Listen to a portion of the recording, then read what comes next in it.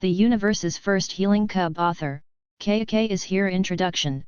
Jian Ning is an orphan, no one loves anyone. After finally getting married, Lao Gong died within half a year.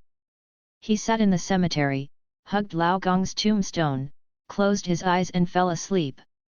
When he woke up again, he shrunk into a little doll with short hands and feet, and was thrown into the trash can.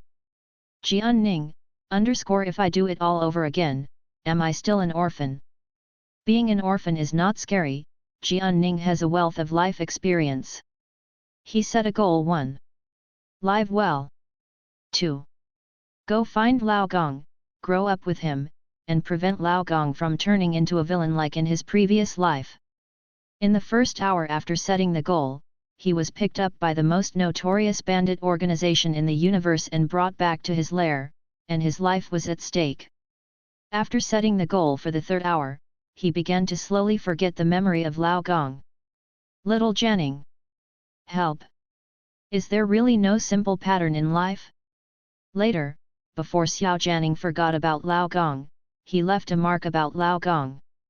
In the vicious robber's den, the skulls were also replaced with pink dolls, and the walls were painted warm yellow. The bearded bandit leader clumsily and gently coaxed the little doll who was sleeping at night. Baby, don't cry, uncle is here.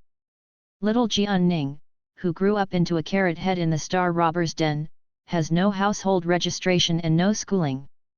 The star thief uncles went to great lengths to send little Janning to the Empire to go to school. On the first day of school, little Janning bumped into the stern-faced and cold little prince. The students were all afraid of the little prince, saying that he was mentally unstable and that he was a little tyrant. But little Janning took the little prince's hand, and calmed down the little prince's mental disorder with familiarity. At home, she always heals the mental strength of her uncles, and Xiao Jian would rather be good at this. The only royal family in the entire universe with the ability to heal spiritual power, the entire family has been destroyed since 200 years ago. Since then, when people experience mental rage again, they can only suffer and die in pain. Until this day, a little cub with healing skills was born out of nowhere. All the bosses who were enduring mental torture saw hope. The god of war of the empire, the marshal of the federation, and the leaders of neighboring countries all came. They said reservedly, "I want the custody of this cub." The bad-tempered tyrant little prince, guarding the cub behind his back, warned coldly, "It's beautiful. He's mine." Not far away, the surviving members of the royal family who rushed from various places appeared one by one. They said angrily, "You little tyrant also thinks beautifully.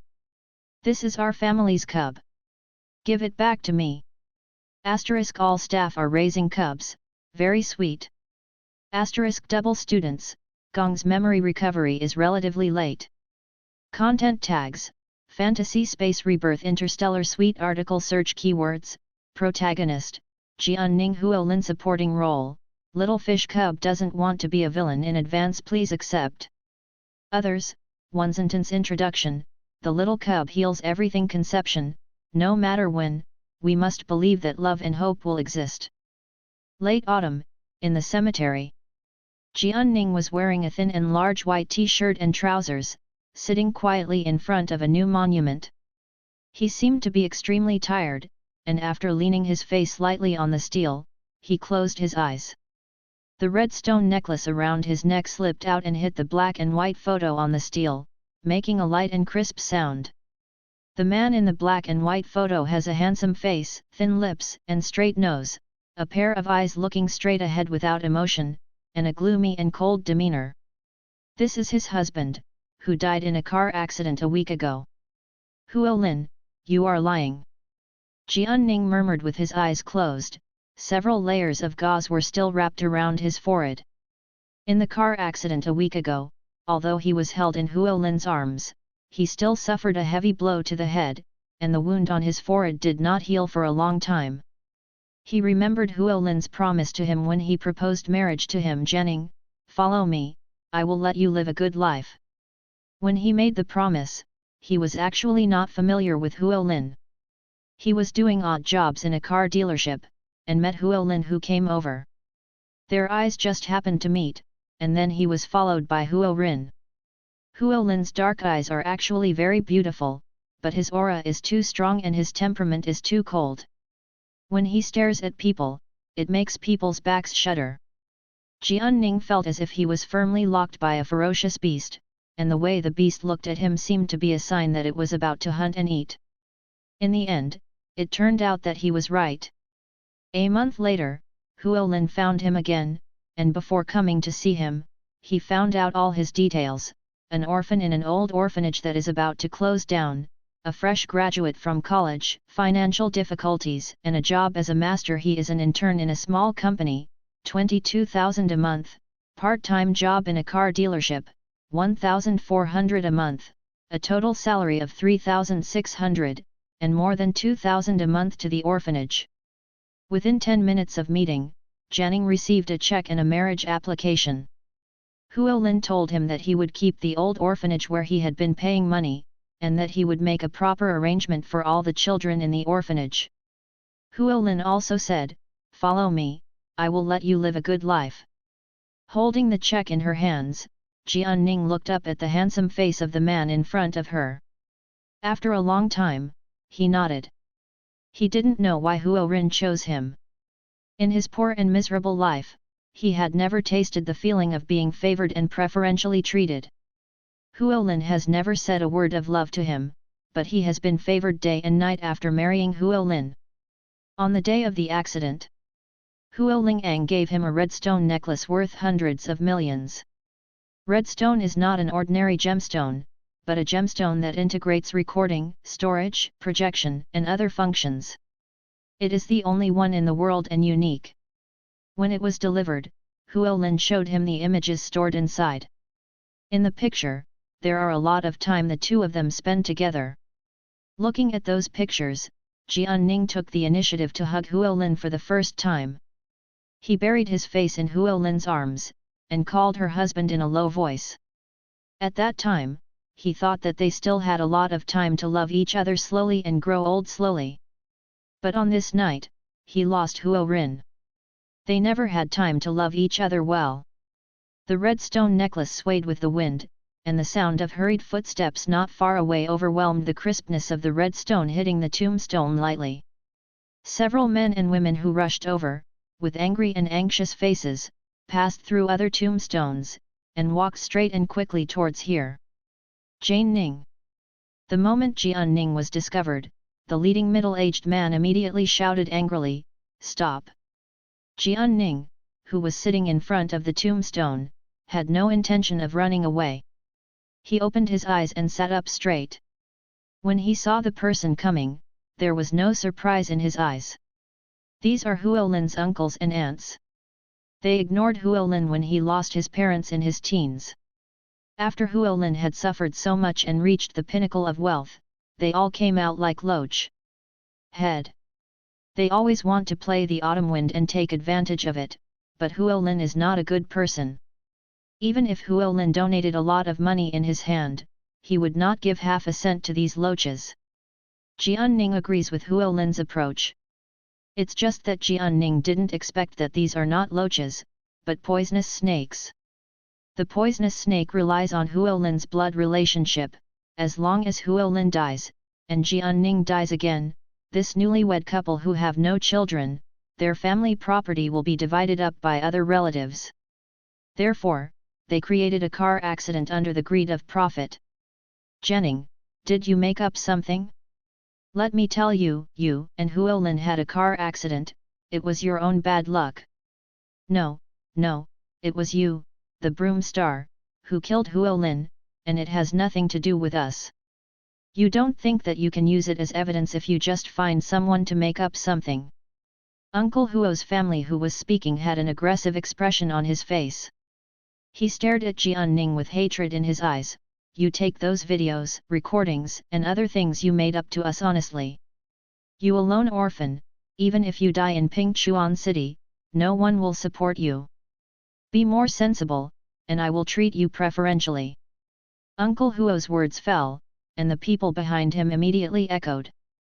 Although these people had already heard the news that Jian Ning had the evidence, they were still not polite to Jianning.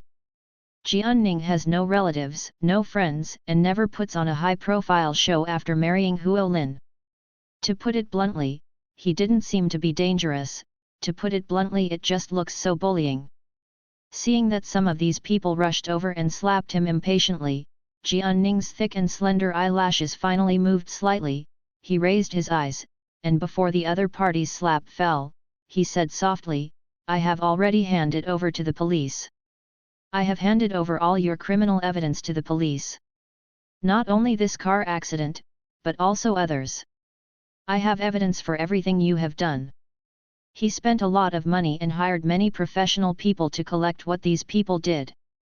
Then, he handed over all the evidence to the police. As soon as Jianning's words came out, several people present were stunned.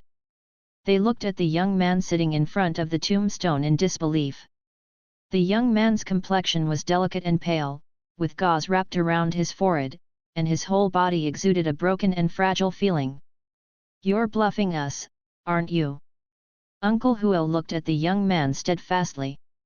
He tried to maintain his composure, and his tone became fierce again. "You want to scare us, but you are too young. Come on, where are all the things you made?" Uncle Huo questioned, his eyes suddenly caught the ruby around his neck. This ruby was too expensive, and its value and function were reported in detail in the news at that time. "Those videos and recordings are all in this stone, right? Show me." Maybe it was genuine suspicion, maybe it was greed again. Uncle Huo took the lead and approached Jianning, reaching out to grab the ruby on his necklace. Jianning avoided his hand and stood up holding the tombstone. "Go away." The ruby was taken back into the clothes. Jianning had a sullen face, the gloom in his eyes was exactly the same as Huo Rin's before. "Your death is coming soon, you might as well hurry up and pick a cemetery in this last time." Jianning's words undoubtedly sounded like a curse to them. The few people who had been bad-tempered intensified and surrounded them again. They stretched out their hands, trying to push and grab something. Jianning has a thin body, and during this week, all the flesh that Huo Lin had carefully raised for more than half a year fell off completely. But even though he looked thin, when he started a fight, it was visibly fierce to the naked eye. An orphan, especially an orphan who has been good-looking since he was a child, can grow up to be so big, not because of the sympathy of others. It was only after he married Huo Lin that he put away the spikes he depended on for a living, and turned from a little hedgehog into a soft little sheep. With Huo Lin loving him, he no longer needs to stick out his thorns. A few middle-aged people who were around older than Jianning didn't please them. Jianning slapped them several times on the face, and many places on their bodies were so painful that they could only howl. Jianning was ruthless, but this advantage did not last long. He was injured in a car accident, his gauze-wrapped head was in pain because of the current action, and the pain in his head made his feet a little unsteady. It just so happened that Uncle Huo's family, who had been slapped in the face, gave him a vicious push at this moment. Boom! His head hit the tombstone, and the pain suddenly intensified. In addition to the pain, there was also a suffocating dizziness. Jianning touched his forehead in a daze, and the next second, he saw the blood on his hands. Shouts of panic came from my ears, as well as quarrels of shirking responsibility, and finally it is the sound of sirens from far and near. Before these people came, Jianning had already called the police. The evidence he collected is enough for these people to be shot, and some to go to jail. The sound of the police siren, accompanied by the sound of several people fleeing in a hurry, reached Jianning's ears more and more indistinctly. Jianning didn't pay attention to these voices, he just tried his best to crawl forward a little. When he climbed to Huo Rin's tombstone, he sat up panting. The forehead was next to the tombstone, staining the white tombstone a little red. The crisp sound of the red stone hitting the steel sounded again. Jianning raised her hand, touched the photo on the tombstone, and whispered softly, "Huo Lin, wait for me, okay?"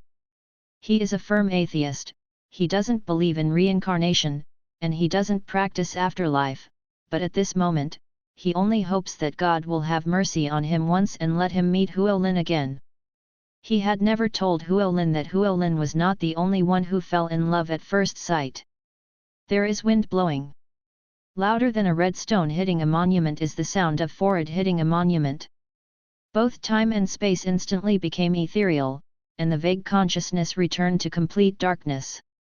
The steel and the red stone are soaked in blood, like a silent record. After an unknown amount of time, a ray of light pierced through the sky, piercing the chaotic darkness. Jianning was shivering, waking up in a chill that pierced her whole body. As soon as he woke up, he felt that the whole world was upside down, not only upside down, but also shaking. "Yo, this little cub is awake." A rough voice sounded, and then Jianning shook even more violently. His head was swinging wildly in midair, and after a few seconds, he felt uncontrollable vomiting. He spat out 2 mouthfuls of poof. The milky white liquid that was spit out splashed onto a big hand, and that big calloused hand seemed to be electrocuted, and he was thrown away violently. Jianning flew half a circle in the air in a parabola, and then was caught by the other hand. This time, his head was finally not facing the ground, and his vision was clear. In a clear sight, Jianning saw the woman who caught him. The woman was wearing strange clothes, and there was a terrible brand on the right face. At the woman's feet lay a dead body. More than one, in this strange, cabin-like environment, blood was everywhere, and there were fresh corpses everywhere. Jianning! Jianning subconsciously wanted to make a sound, but he mustered all his strength, blushed, and only uttered a series of words, "Ah, ah." The sound of the baby's voice, as well as his own short hands and feet that just caught his eyes, made Jianning's expression as if he had been struck by lightning, both startled and dazed. Just when Jianning was still in a daze, the woman who was holding him had already put him on the lid of the trash can, and began to check. "Tisk, this little cub is so pitiful, how old is it, and he still wears the most cheap red glaze necklace." As the woman said, she tore off the red stone necklace from Jianning's neck and threw it to her companions to watch. The companion looked at the necklace and laughed loudly, "Such a poor cub is really rare. Let's send him to have a good birth, which is considered a good deed." The red stone necklace was passed around for a while, before being thrown to the ground by a small man. Jianning didn't care about studying his short hands and feet, his eyes moved with the necklace, and finally, he fixed on the blood-stained floor. The woman rummaged through him, but found nothing valuable, so she lost her patience. "Carl, let's go, the news about the Eagle is probably not accurate, this transport ship is just an ordinary ship, there is no treasure at all. The valuables on the ship have been looted by them, and these things are not as much as they robbed before. Well, pack everything, and slaughter the cub by the way." While the few people were talking, they tidied up the belongings that had just been looted, and the woman holding Jianning also took out a dagger when she saw this. Before the cold light of the dagger flashed to Jianning, there was a sudden noise outside. "Fuck, it's the Fitz Group's spaceship coming. Quickly withdraw, they like gangsters the most, if we meet them, our lives will be on the line. It's unlucky to run into them here." This group of people cursed and cursed, but it could be seen from their hasty expressions that they were very afraid of this group of people who were constantly approaching. The spaceship that was constantly approaching them was covered with black skulls, and there were a few crooked red characters written on the hull: "All to die." This star thief organization named Fitz Group also has an alias, which is just a few words on their ship: "All die." They all go to the Death Star Pirates organization, wandering in space all year round, full of evil, notorious, and their colleagues have to run away when they see each other. The woman who was about to stab Jianning to death visibly also shook her body, she put away the dagger, turned her head and ran away. Before running, she conveniently threw Jianning into the trash can. Jianning! Jianning, who listened to them with her small ears upright, kicked her legs unwillingly in the trash can. He naturally heard that the gang of villains who were going to kill him were going to run away now. And the reason they escaped was that a group of people worse than them was coming. The group retreated quickly, and within a few minutes, there was no movement outside the trash can. Jian Ning, who was lying in the trash can, was shaking the trash can hard, trying to shake the trash can down, but at the same time he was thinking about his current situation and the way to survive in his mind. His current situation, to use a fashionable term, should be called rebirth. He was reborn as a little cub. Reborn as a cub. Maybe he can find Huolin, who is a few years older than him. For the rest of his life, he will be with Huolin since childhood. Jian Ning thought of Huolin, and her short hands burst into strength. Boom! The trash can was overturned, revealing Jian Ning, who had been ripped apart by the star gangster, leaving only a pair of underpants. Jian Ning's forehead turned red. He didn't bother to rub his head, so he crawled out of the trash can. Crawling out of the trash can, he swished to his necklace again. The red stone necklace was successfully grasped into Xiapeng's hand. Jian Ning bent her crescent-like eyes and smiled twice. After laughing, he turned around and prepared to crawl to a safe place to hide. But as soon as he turned around, a pair of long legs appeared in front of him. Looking up along the long legs, Jian Ning saw a big man with a beard on his face. The big man looked down at him expressionlessly. He was wearing a black hat with white skulls on it. Pattern. Jian Ning was stunned. Ah! It's over. Worse villains are coming. He was afraid that he would have to reincarnate again. The author has something to say. Ning Ning, I'm going to reincarnate. A certain little prince? Return. All the members are raising cubs, which are more healing cookies. Let me talk about the setting. In the interstellar era, everyone has spiritual power. The stronger the mental power, the easier it is to lose control, and you will die if you lose control. Public Terrier, mental power will also be exhausted, that is, exhausted. Mental exhaustion will cause coma or death. Popular Terrier. The protagonist Zai can heal everything, including civilians, star thieves, marshals, emperors, etc. Public stock. The staring lasted for a few minutes, maybe a few seconds. In short, it was hard for little Janning, who was lying on the ground, to pay attention to the passage of time at this moment. He looked at the bearded man in front of him, and swallowed nervously. At the same time, the big man was also looking at him, with unclear emotions in his eyes. Just as the big man and the small were still playing the Ito Yi game, a few more people came behind. Among the people who came, most of the men had beards, while the women wore short skirts and boots with weapons pinned to them, looking and charming. "Boss, what are you doing here?" A green-haired, bearded, slightly thinner figure, he walked a few steps from behind, and after seeing the curly-haired cub on the ground, he was surprised. Where did the child come from? Isn't this kind of commercial transport ship not allowed to take child? Have no idea. Well, it's probably the child of some crew member who brought it up privately. During the transportation of commercial transport ships, they have to go through checkpoints at various checkpoints. Because the world is not peaceful, the crew must go through strict screening to work on the extremely dangerous commercial transport ships. Raising a child here is very judgmental.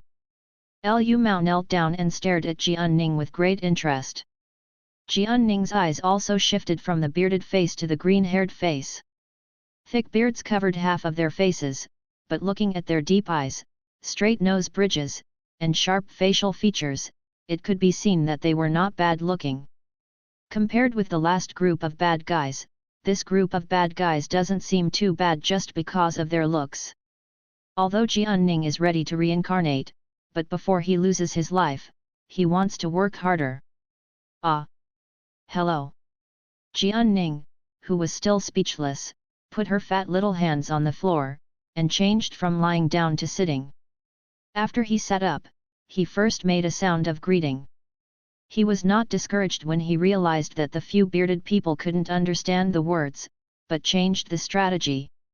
Along with him, his feeding bottle was thrown away just now, and the feeding bottle rolled in a corner not far from him. This feeding bottle with half a bottle of milk left is Jian Ning's only red stone necklace and shorts. Leftover property. He crawled over and picked up the feeding bottle. Since it was not easy to climb while holding the feeding bottle, he pulled the feeding bottle with his chubby hand, and then pulled it all the way to the front of the green fur, and then picked it up again. Ah! Here you go, protection money. Jian Ning, who has rich survival experience in her previous life, knows how to deal with robbery. The best way is to call the police, the second is to spend money to eliminate disasters, stabilize the robbers, and prevent the robbers from harming themselves, and the last thing is to beat the robbers to the ground. In the current situation, Jian Ning can't call the police, and it's impossible to beat the bad guy to the ground with his short hands and feet. He was able to bend and stretch, and chose to hand over his last bit of property. Lu Mao stared at the bottle being handed to him, and the cub who handed him the bottle, and was startled. Not only was he stunned, but even Zhang Rao who was beside him raised his eyebrows. The two men stared at the curly-haired cub holding the feeding bottle. The cub's white and tender round face was upturned, and his eyes were watery. He was obviously afraid of them, but he had the courage to get close to them. Very strange. They hadn't seen such a tiny cub yet. Jian Ning held up the baby bottle, her fat arms like lotus root joints were sore, and the baby bottle hadn't been taken yet. That's not okay. He was thinking in his heart, and at the same time, his brain was spinning rapidly. He didn't know if it was spinning too fast, and his head was still a little dizzy. After a while, he ignored the discomfort in his head and put on a serious face. Ah! Open your mouth! He urged Lu Mao to take the bottle again, and before his arm was about to lose strength, he gathered his last strength and pushed the bottle directly in front of Lu Mao's mouth. Lu Mao's mouth was not closed tightly, and he was really pushed in by him. Jian Ning! Jian Ning's eyes suddenly lit up. Dry this bottle of milk, let this cub go. Jian Ning's thoughts were all on his face. After putting the milk bottle into the green hare's mouth, he himself lost the strength to lean forward again. Lu Mao bit the bottle, the astonishment in his eyes only stayed for a second before it was replaced by complexity. He looked at the cub sitting on the floor in a state of exhaustion. The cub's body was swaying, and the soft flesh on its cheeks swelled slightly as it exhaled, like a freshly steamed white soft bun. Are you trying to please me? Lu Mao held the baby bottle in his hand, and his naturally smiling eyes stopped smiling at the moment. He asked the cub questions, and when he asked the cub, he even felt like he was going crazy. The cub in front of him is so small that he can only crawl and bark, how could he understand his questions? But to his surprise, the cub really nodded after hesitating for a moment.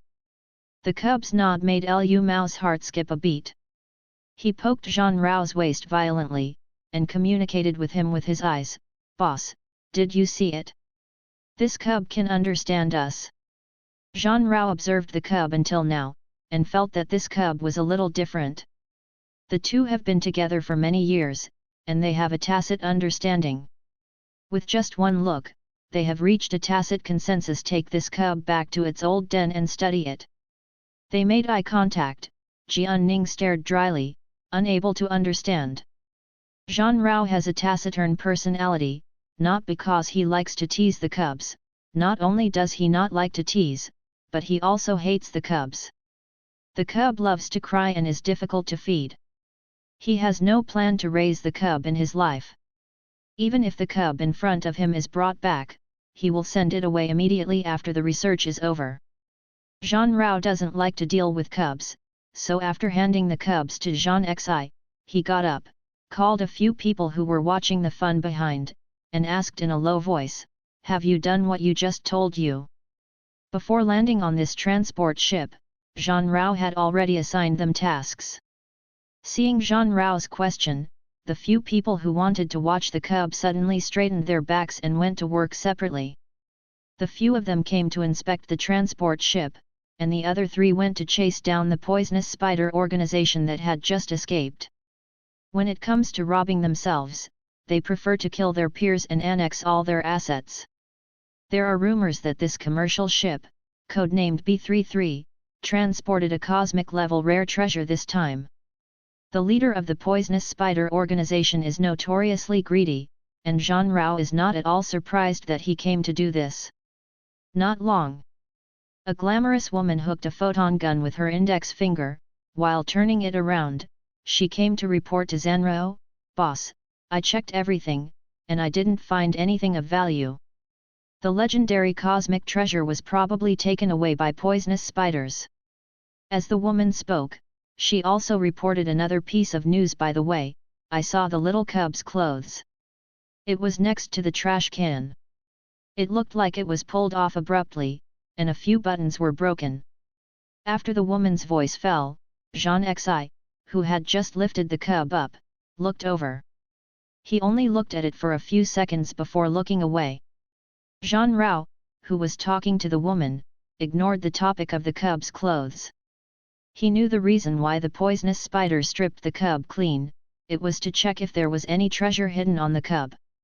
Being able to survive after being inspected by the poisonous spider, I have to say that this cub's life is very hard. Zhang Rao was still talking in a low voice. Zhang Zi no longer listened to them, but continued to bully the cub, who could understand. "Did you hear my self-introduction just now? I'm from the Star Thief Group, and the one over there is our boss. Our main business is robbery, and our side job is to eat children. You have to be more obedient, or else I can eat you, a skinny and tender brat like you." Both. If it was so cruel, if it was a real cub, it would probably be scared to cry. Xiao Jianing Spei's face was shocked in cooperation, but she thought indifferently in her heart, he's not a cub, so he won't be scared. Zhang Xi said threatening words, but held the cub firmly in his hands. Not only was he holding him securely, but he also went to the trash can the woman just mentioned, and picked up 2 tattered little clothes. "Come on, stretch your arms and put on your clothes. I love cubs that don't dress well." Zhang Xi took the small clothes and wanted to put them on for Jian Ning. Seeing this, Jian Ning quickly stretched out her arms for him to wear, but the clumsy Zhang Xi just couldn't put on the simple little clothes, either folding his arms or strangling his neck. When Jian Ning was strangled and spat out 2 more mouthfuls of milk, and the whole cub was dying, the woman who was talking to Zhang Rao finally couldn't help it. She grabbed the pitifully tossed cub, and put the little clothes on gently and skillfully. "You're so stupid, you can't even put on any clothes well," the woman complained, not wanting to give him the cub in her arms. The soft and warm touch of the cub in her arms made her a little addicted to holding it.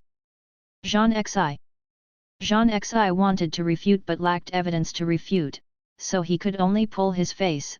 His smiling eyes were full of dissatisfaction and unhappiness. How could he know how to dress the cub for the first time?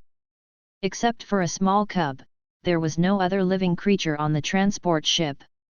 And the only cub was taken away by Zhang Xi again and transferred to a new spaceship. On the new spaceship, perhaps due to flying sickness, Jian Ning always felt dizzy and her eyelids were still clenched. He sat on Zhang Zi's lap, leaning on Zhang Zi's chest, and listened to Zhang Zi babbling in his ear, "You can understand us, which means you are a precocious cub. Let me test you, 1 + 1 = how many?" "Jian Ning." Jian Ning wrinkled Bei's face and said "Ah" twice. After thinking about it for a while, Zhang Xi realized that the 2 sounds meant 2. His face was full of surprises, and he asked, "What about 1 + 2? Jian Ning said "Ah" 3 times. Zhang Zi was even more excited, and at the end of the question, his number was getting bigger and bigger. "What about 2 + 8? 2 + 8, you need to yet 10 times. Jian Ning drooped her little face and quit. From the moment he opened his eyes to now, let alone milk powder, he didn't even drink his saliva. Now that he keeps making him talk, his throat is going to hurt. "Don't say no," the star thief holding him is still urging him to give the answer. Jian Ning, who didn't want to speak, simply raised both chubby hands. The two hands add up to exactly 10 fingers. Zhang Zi. Seeing that he was still able to answer, Zhang Xi looked up at Zhang Rao, wanting Zhang Rao to take a look as well. But when he looked up, he found that not only Zhang Rao, but also other people surrounded him at some point. Everyone looked at this cub who could only do math in shock. The voice of the woman who dressed Jian Ning just now trembled. "Boss, the cub we picked up must be the legendary genius cub. I heard that this kind of gifted cub is very rare, and there will not be a few in 100 years. If this kind of cub is sent to school, it will definitely be admitted to university, become a cultural person, maybe even go to a big city develop. Star robbers generally do not have household registration, so they cannot go to university, nor can they live in big cities. This one century gifted cub made them feel novel and excited. They don't have much culture themselves, but they are envious of cultural people in their hearts." Jian Ning was asked more questions. This time, besides Zhang Xi, other strange uncles and elder sisters were also asked. These people are much more careful than Zhang Xi, at least they know how to feed him water and feed him a kind of weird-tasting nutritional cream that seems to be a meal. Okay, stop. I think he can't open his eyes. He probably wants to sleep. The cub sleeps too much. Let's not disturb him to sleep. Huaya cleared her throat and let the surrounding people disperse. Everyone who was not very interested in the cubs was quite reluctant when Huaya chased them away. They haven't had enough interaction with Zai Zai yet. Zhang Rao didn't show any reluctance, but before he turned and left, he threw a piece of candy to Jian Ning seemingly casually. Jian Ning held on to his spirits and yawned from being tired until now. He felt that his head was even more dizzy. Zhang Xi was relieved when he saw that everyone around him dispersed. He poked the little face of the cub in his arms, and said in a low voice, "I didn't expect you to be a little genius cub. Okay, go to sleep first, or you'll be sleepy like a little fool." Upon hearing this, Jian Ning closed her eyes listlessly. Within a few seconds, Zhang Zi heard the cub's even breathing. He held the sleeping cub with one hand, and connected to the star network with the other hand. Video. While watching the video of raising cubs, Zhang Xi accidentally scrolled across the video of the little prince of the empire. The little prince of the empire has just turned 3 years old, and the royal family will occasionally release some videos of him. And in these released videos, the little prince always has a cold face and a bad temper. It stands to reason that such a cub would not be pleasing, but it can't stand the good genes of the imperial royal family. Even if the little prince born has a stinky face, it is hard to look away. A crowd of Yan dogs and royal supporters, out of blind love, called the little prince's bad temper real, and the little prince's cold face arrogance. Looking at the comments under the little prince's video, Zhang Xi snorted coldly with disdain, "Such a bad-tempered boy, he only finds it cute when he's blind." It was also a cub, but the one sleeping in his arms was obviously cuter and more obedient. Zhang Xi was still watching the video, and the person who went after the poisonous spider just now came back. Those 3 people frowned, and said to Zhang Rao, who was sitting on the sofa in the corner, "Boss, the leader of the poisonous spider has escaped. We arrested his subordinates, and they said they didn't find the treasure. I suspect that the baby was taken away by the leader of the poisonous spider." Zhang Rao and the others talked about the rumored rare treasure and discussed its whereabouts. Zhang Xi was watching the cube raising video, and the others were whispering about the genius cub. The atmosphere of the spaceship seemed very harmonious for a moment. And in this harmonious atmosphere, Jian Ning's chubby hand was holding Zhang Xi's fingers, and the eyebrows on Baizai's face suddenly frowned tightly. A few minutes later, Zhang Zi felt that his fingers were a little hot. He looked down suspiciously, and found the cub with his eyes closed, his face flushed, and he was running a fever. The author has something to say, the boss pondered, the baby must have been snatched away. Ning Ning looked up, the baby is here. Huaya, Huaya, come here. Jean Xi stretched out his hand, and after touching the cub's hot forehead, he turned his head and shouted at the woman who was unpacking snacks, Zay Zay, he has a fever. When Huaya heard this, she stood up abruptly and walked towards this side. Jean Rao, who was talking to someone, also interrupted his subordinate's report, got up and walked to Jean Xi. Jean Xi yelled loudly just now, and within 2 minutes, everyone surrounded him.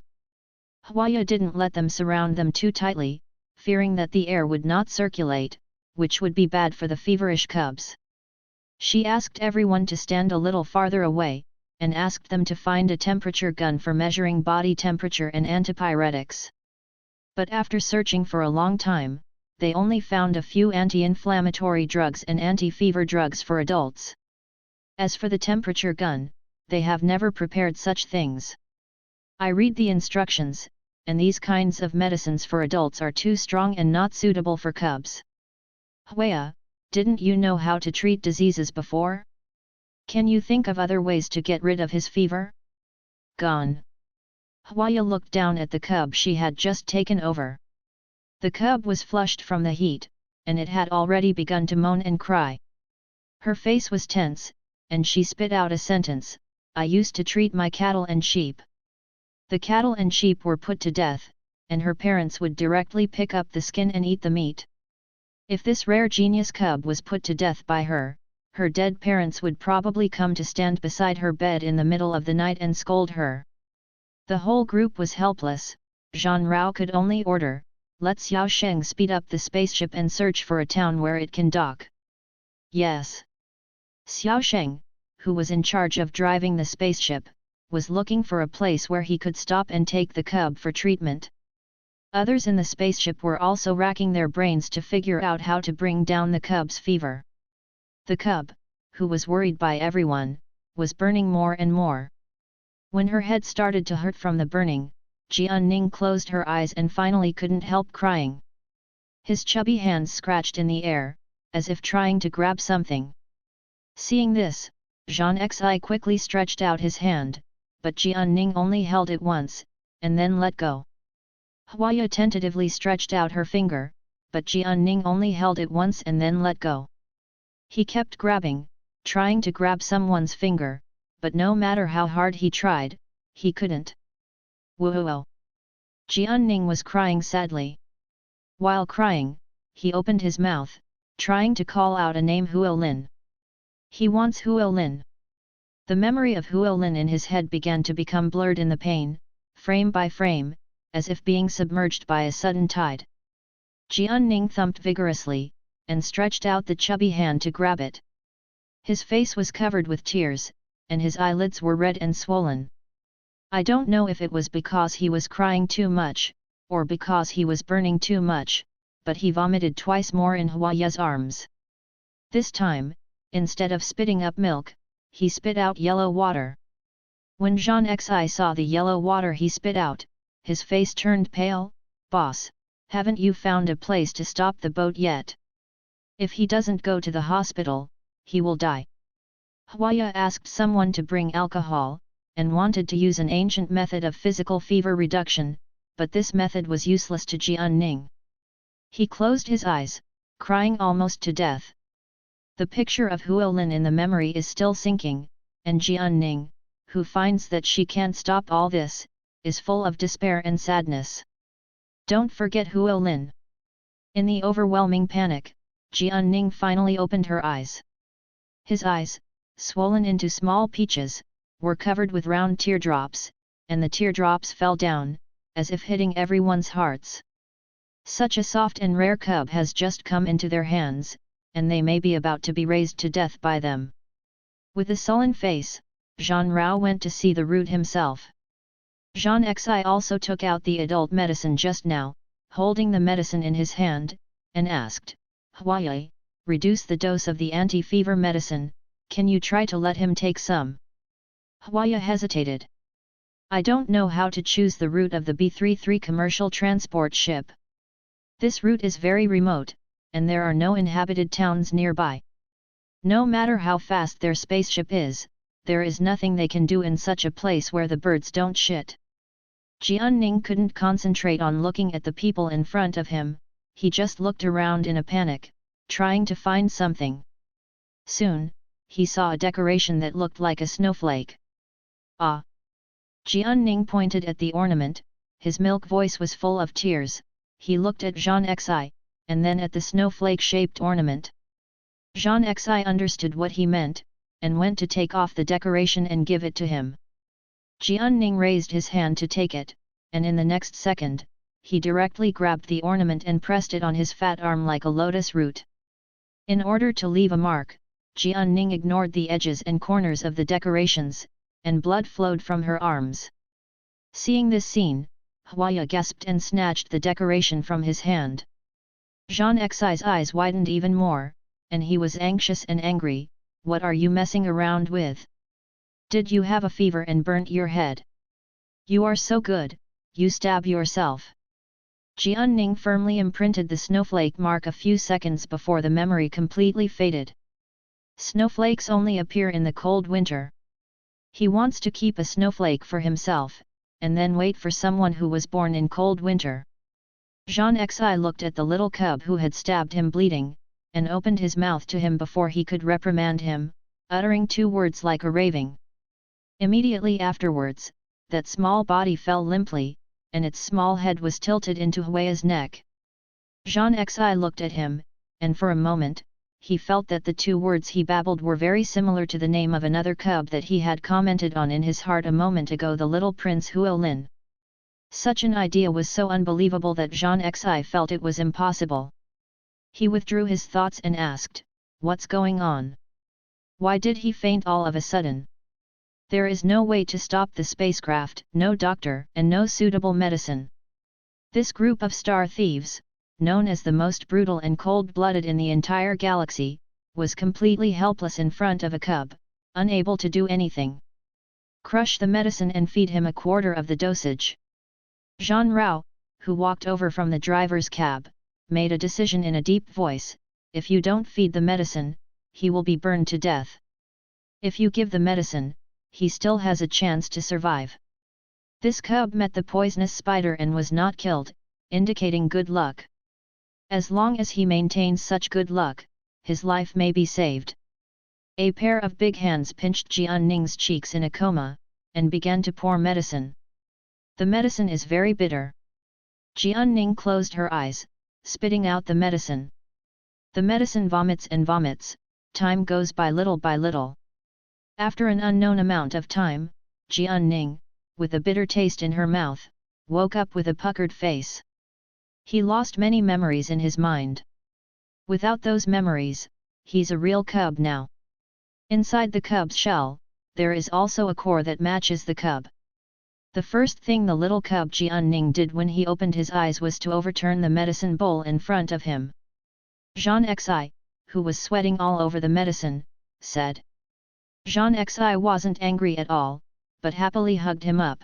"I'm awake, I'm really awake. It seems that the medicine still works." Jianning babbled, her little voice was very serious. He woke up, "Don't give him any more medicine. The medicine is 3-point poisonous. Once Jianning wakes up, Zhang Xi will naturally not give him any more medicine. Besides, his fever has subsided right now, so there is no need to drink any more medicine."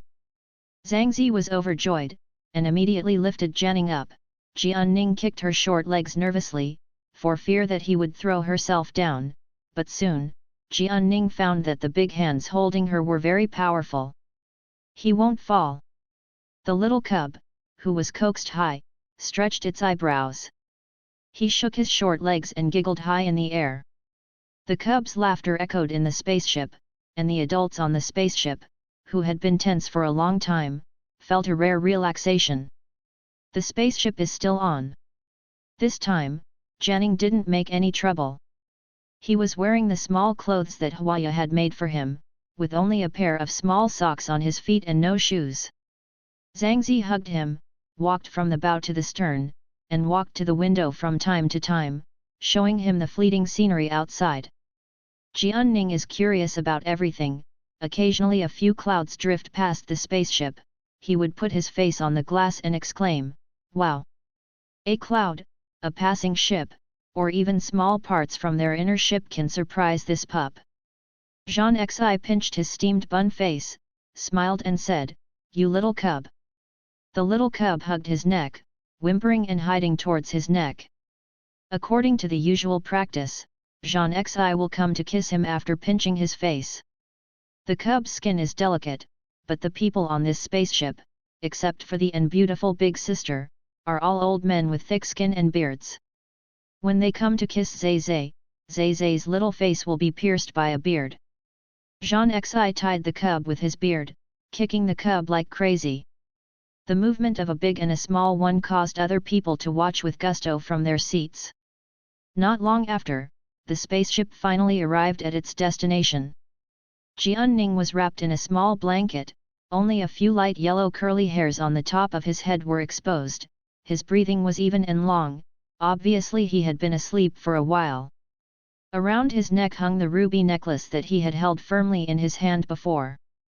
This necklace is a cheap antique that came out many years ago and not many people wear it. Jean Rao checked his necklace himself, and after finding that there was nothing wrong with the necklace, he hesitated for a while and wanted to change him to a new one. But Jian would rather not want the new one, but this old one. In addition to hanging a necklace around his neck, he also hung a milk bottle full of milk. One of the bottle's double handles is broken, looking shabby. After getting off the spaceship, Jean Xi whispered to his companions, "Don't forget to find some clothes that fit the size, as well as milk powder, toys and a small bed." Jean Xi read through a large pile of Zai's supplies very smoothly. The companions responded and went to find these things for him. And Jianning, who was wrapped in a small blanket, only knew how to sleep, and didn't know to open his eyes to see the environment he was about to live in. Sleep till evening. On the soft bed, Jianning turned over and kicked her legs again, as if she was about to wake up. In the past few days, although he is well behaved during the day, he also has a problem. As soon as I fall asleep, I feel waking up. Whoa! Before he opened his eyes, his mouth was already open, and he began to cry. After crying twice, Jean Xi hurried in and picked him up expertly. Okay, I'm here, don't cry." Zhang Zi picked him up and stuffed him with a new bottle. There is a whole can of prepared milk powder in the new bottle, and the temperature is just right. Jianning couldn't wait to stretch out her chubby hand, and hugged the new bottle tightly. He gulped down the powdered milk, as if he was afraid that someone would come in his bottle. Jean Xi has never raised cubs, so naturally he doesn't know if the cubs are hungry or full. Adults should pay attention to control them. He held the cub's chubby little with one hand, and the cub's back with the other hand, and took the cub out for a walk happily. Jianning was holding the bottle, his belly was already bulging, but he continued to swallow. After finishing the whole bottle of milk powder, he breathed out a sigh of relief, tilted his head to Zhang Zi's shoulder and lay on his stomach. Ah, so supportive. The cub, who was so stretched and unable to move, leaned against Jean Xi's arms, and didn't even when he saw people. His chubby hand was held by Jean Xi as a greeting. "Zai, come and wave to uncle and say hello." "So cute." Jean Xi shook his little hand and greeted people in a circle. Originally, he wanted to show off the genius boy's strength again, but the genius boy in his arms was a little listless and not very cooperative. Seeing this, Jean Xi had no choice but to bring Zai back with regret. And the little cub lying on his shoulders, after swaying around, also realized the real situation of the surrounding environment. There were few people, the wind was strong, and there was a lot of sand in the wind. Jianning was taken out for a circle, and her fair and tender face turned red. After Huia saw it, she frowned and reprimanded, "He's still too young, why are you taking him out?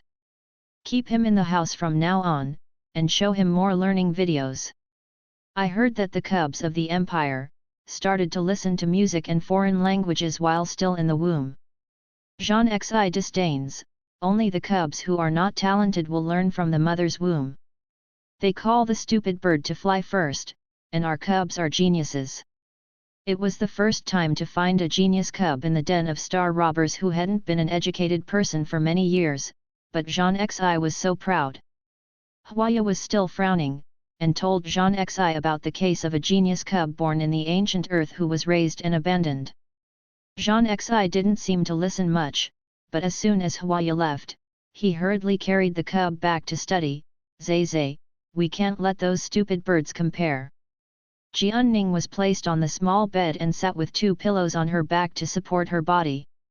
Jean Xi took out the starboard, connected to the internet, and searched for Zai's early education video. Not long after, he found a course video with the same name as The Little Prince of the Empire. Although he doesn't like The Little Prince of the Empire, the education class of The Little Prince of the Empire must be excellent. Zai, look at the starboard carefully, I will accompany you by the side. Jean Xi put the starboard in front of the cub, and sat beside him to watch it. Zai education video is too boring for an adult. Less than 10 minutes into the class, Jean Xi yawned. Jianning looked at it very seriously. Especially when the image of the little prince of the empire appeared in the video, he would always stretch out his chubby hand and poke the screen, as if he wanted to pick out the little prince from the screen. Ah! Looks good. The little prince of the empire with a stinky face in the video fell into Jianning's eyes, making Jianning's eyes light up. Jean Xi was drowsy next to him, and he was called away by someone outside the door within a few minutes of drowsiness. The person outside the door lowered his voice and said to him, "Boss has gone to the isolation room again. I don't know how long it will take to come out this time." Before he left, he explained that you will take over the rest. I see. Jean Xi's face was not very good looking. Last month, Jean Rao just entered the isolation room because of mental power loss. It was less than half a month after he came out, and he went in again. This frequency of entry and exit made Jean Xi very uneasy. Mental power out of control, in short, it means that the mental power has fallen into a state of rage, which is difficult to calm down. And the violent mental power represents a terrifying aggressiveness. If one is swept by this mental power, one will be injured at least, or even die at worst. The isolation room built by Jean Rao himself can block the violent mental power from spreading outward, so that people outside the isolation room will not be harmed. But the person in the isolation room will be in extreme pain, waiting for his mental strength to subside. Many people will die in this process. Zhang Zi knew the seriousness of the matter. He turned his head to look at the little cub sitting on the bed, saw the little cub quietly watching the screen. He said softly, "Find someone to watch the cub, I'll go over there." Jean Rao's mental power is too domineering, not only domineering, but after spreading out, it will also induce others, causing their mental power to lose control. Zhang Zi wanted to go there, and use his spiritual power to build a barrier outside the isolation room. Time passed little by little, and the night shrouded the sky and the earth. Jianning hugged the starboard and poked it from time to time with his chubby hand. The video just now was lost by him. He anxiously awed twice, wanting to find Jean Xi. But Jean Xi was not there, only a person he didn't know was watching him. The insecure cub hugged the starboard, moved slowly, and pointed its at the stranger. He continued poking at the screen, poking and poking. His sleepy little body couldn't sit still, and began to wobble. Within 2 seconds of being crooked, the starboard slipped from Xiapeng's hand. Jianning closed his eyes and fell asleep. After he fell asleep, the person watching him came over and covered him with a quilt. After covering the quilt, the other party left lightly. Jianning, who was sleeping, quickly curled up her body. He drank a whole bottle of milk before going to bed, and his stomach was swollen, so he couldn't sleep well. Just when the distended little cub was about to wake up in a daze, a burst of violent mental power, with the meaning of destruction, suddenly attacked in the dark of night. The author has something to say. Ning Ning, I saw my husband. In the dead of night, this violent mental power with a destructive meaning came menacingly. It seemed to freeze for a moment at a node, but soon, the feeling of stagnation dissipated, and then it attacked unbridled. Outside the isolation room, Jean Xi, who had set up a mental barrier, spit out a mouthful of blood, then his knees gave way, and he fell to the ground with a plop. He raised his hand and groped for the door knocker of the isolation room, and a hoarse and painful voice sounded, "Boss, stop, stop quickly. Jean Rao's mental power is too strong, if he is allowed to lose control like this, the consequences will be disastrous." Jean Xi's words didn't have any effect. Jean Rao in the isolation room, his eyes were red, he growled in a low voice, and there was no sobriety in his eyes. Jean Xi could guess everything that was going on in the house. He knelt in front of the door, begging helplessly, "If you don't wake up, everyone will die, and the cubs we brought back will also die. Boss, he is our Desolate Star, the only cub." Desolate Star is the most barren planet in the entire interstellar, with a small area, poor environment and high danger.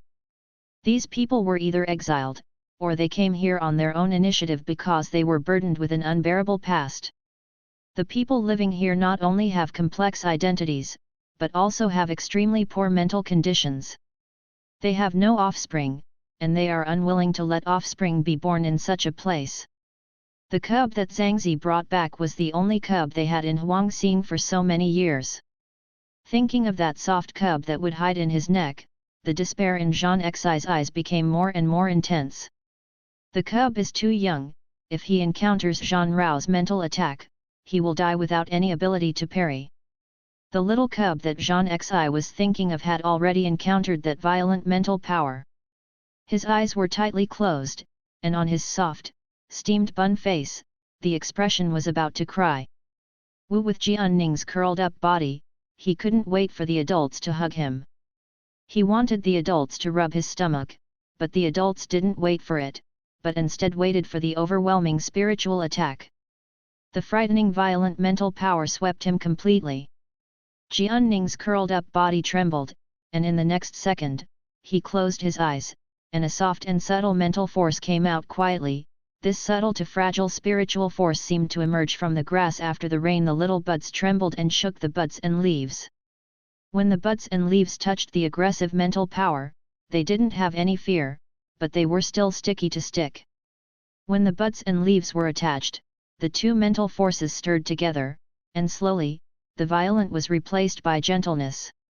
After calming down the mental power like a mad lion, that tender bud-like mental power captured other spiritual powers. Little tender sprouts worked hard to stick together. I don't know how long it took to post, everything finally subsided.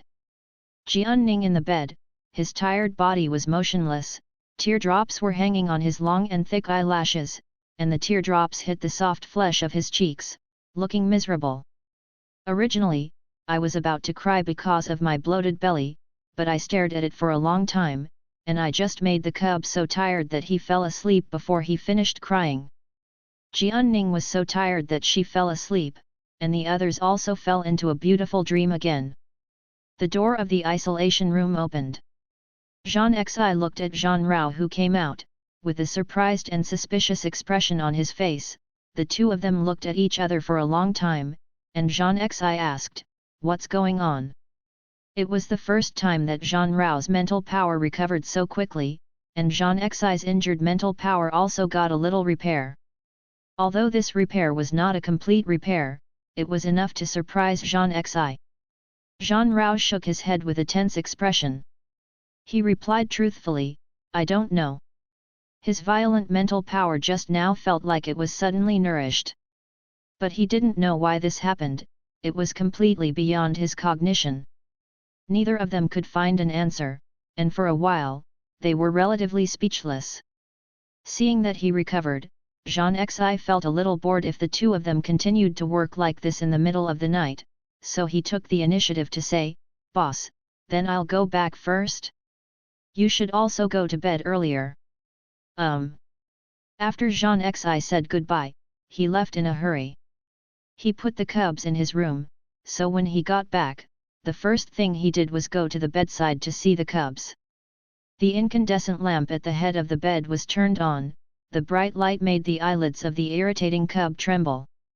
Jean Xi caught the expression change of the cub, and silently wrote down one thing in his heart: tomorrow, the lamp will be replaced with a gentle night light. Under the bright light, Jian Ning's small face and small clothes attracted Jean Xi's attention.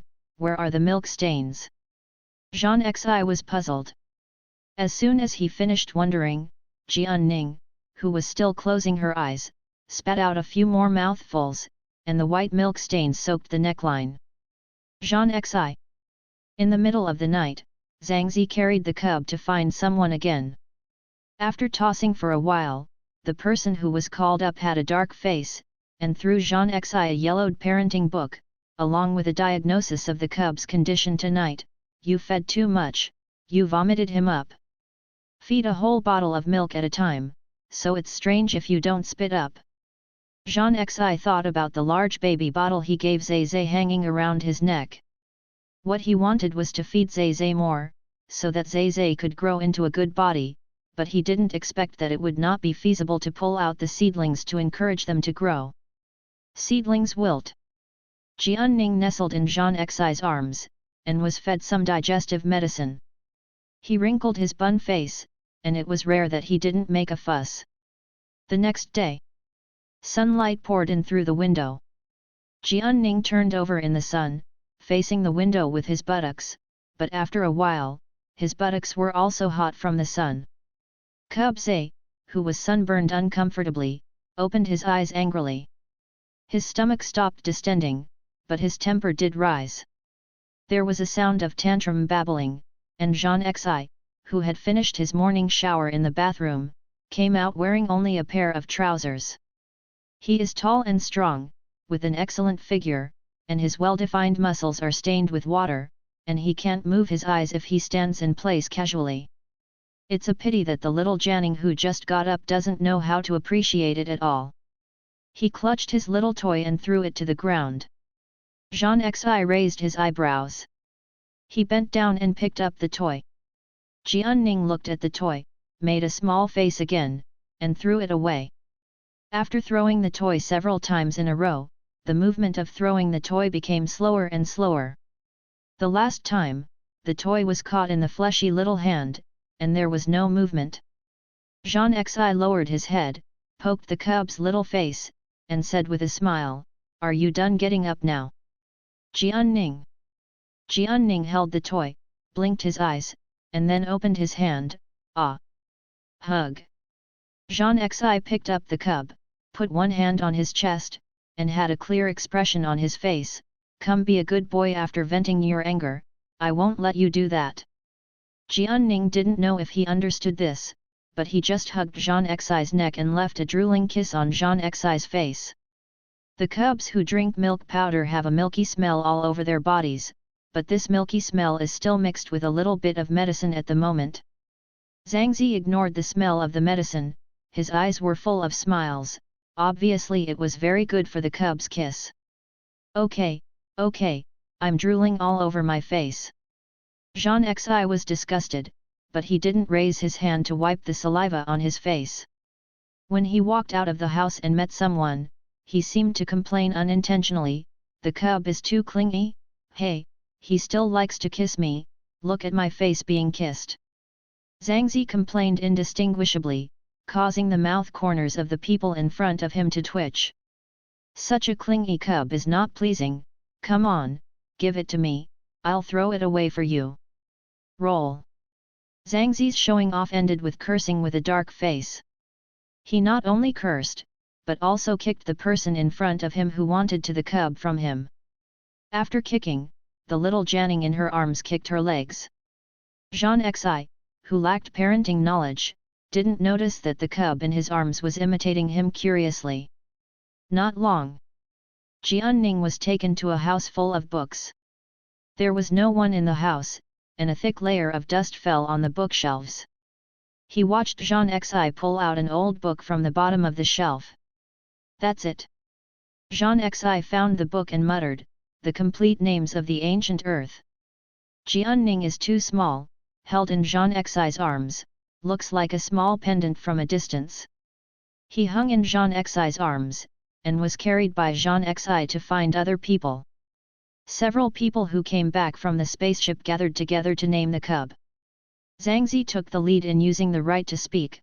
I heard that in the ancient Earth period, people there would name their cubs for auspiciousness. We should learn from them. By the way, I have found the most frequently used name for their cubs. You can choose a few names. The number one is Gozheng, and the names Gaodan, Huzi, and Dazhuang are also very popular. I personally think Gaodan sounds better. As soon as Zhang Zi finished speaking, the cub in his arms started kicking angrily. Jean Xi pressed his chubby feet, remained unmoved, and insisted on his own opinion. If you have no objections, we will use the name Gaodan. Jianning. The sensitive little cub instinctively sensed that something was wrong, and he kicked his little feet vigorously. In the end, it was Jean Rao who stopped Jean Xi. This name doesn't work, it sounds awkward to me. Isn't there a dictionary? Let him look it up himself. Under Jean Rao's decision, a dictionary was placed in front of Jianning. The adults screened the words in advance, leaving only some surnames and words with beautiful meanings. Jianning's chubby hands scratched. I don't know if it's a coincidence or some kind of destiny, but the 2 pages he grabbed just happened to be his original name. Jianning. Jean Xi looked at the annotations of these 2 characters, and muttered, Ning, it means tranquility. This name is okay, but it's a bit worse than Gaodan. After the name was decided, Jean Xi took the time to read parenting books. And Jean Rao got along with this genius cub for a while. He asked a few questions and wanted to see the reaction of this genius cub, but he didn't know whether he asked the wrong question or what happened. With a blank look, Jean Rao frowned, You don't understand me. Jianning, who was holding the milk bottle again, looked at the bearded uncle in front of him. He nervously gulped a few more sips of milk. Seeing that the bearded uncle frowned, his expression became more and more ugly.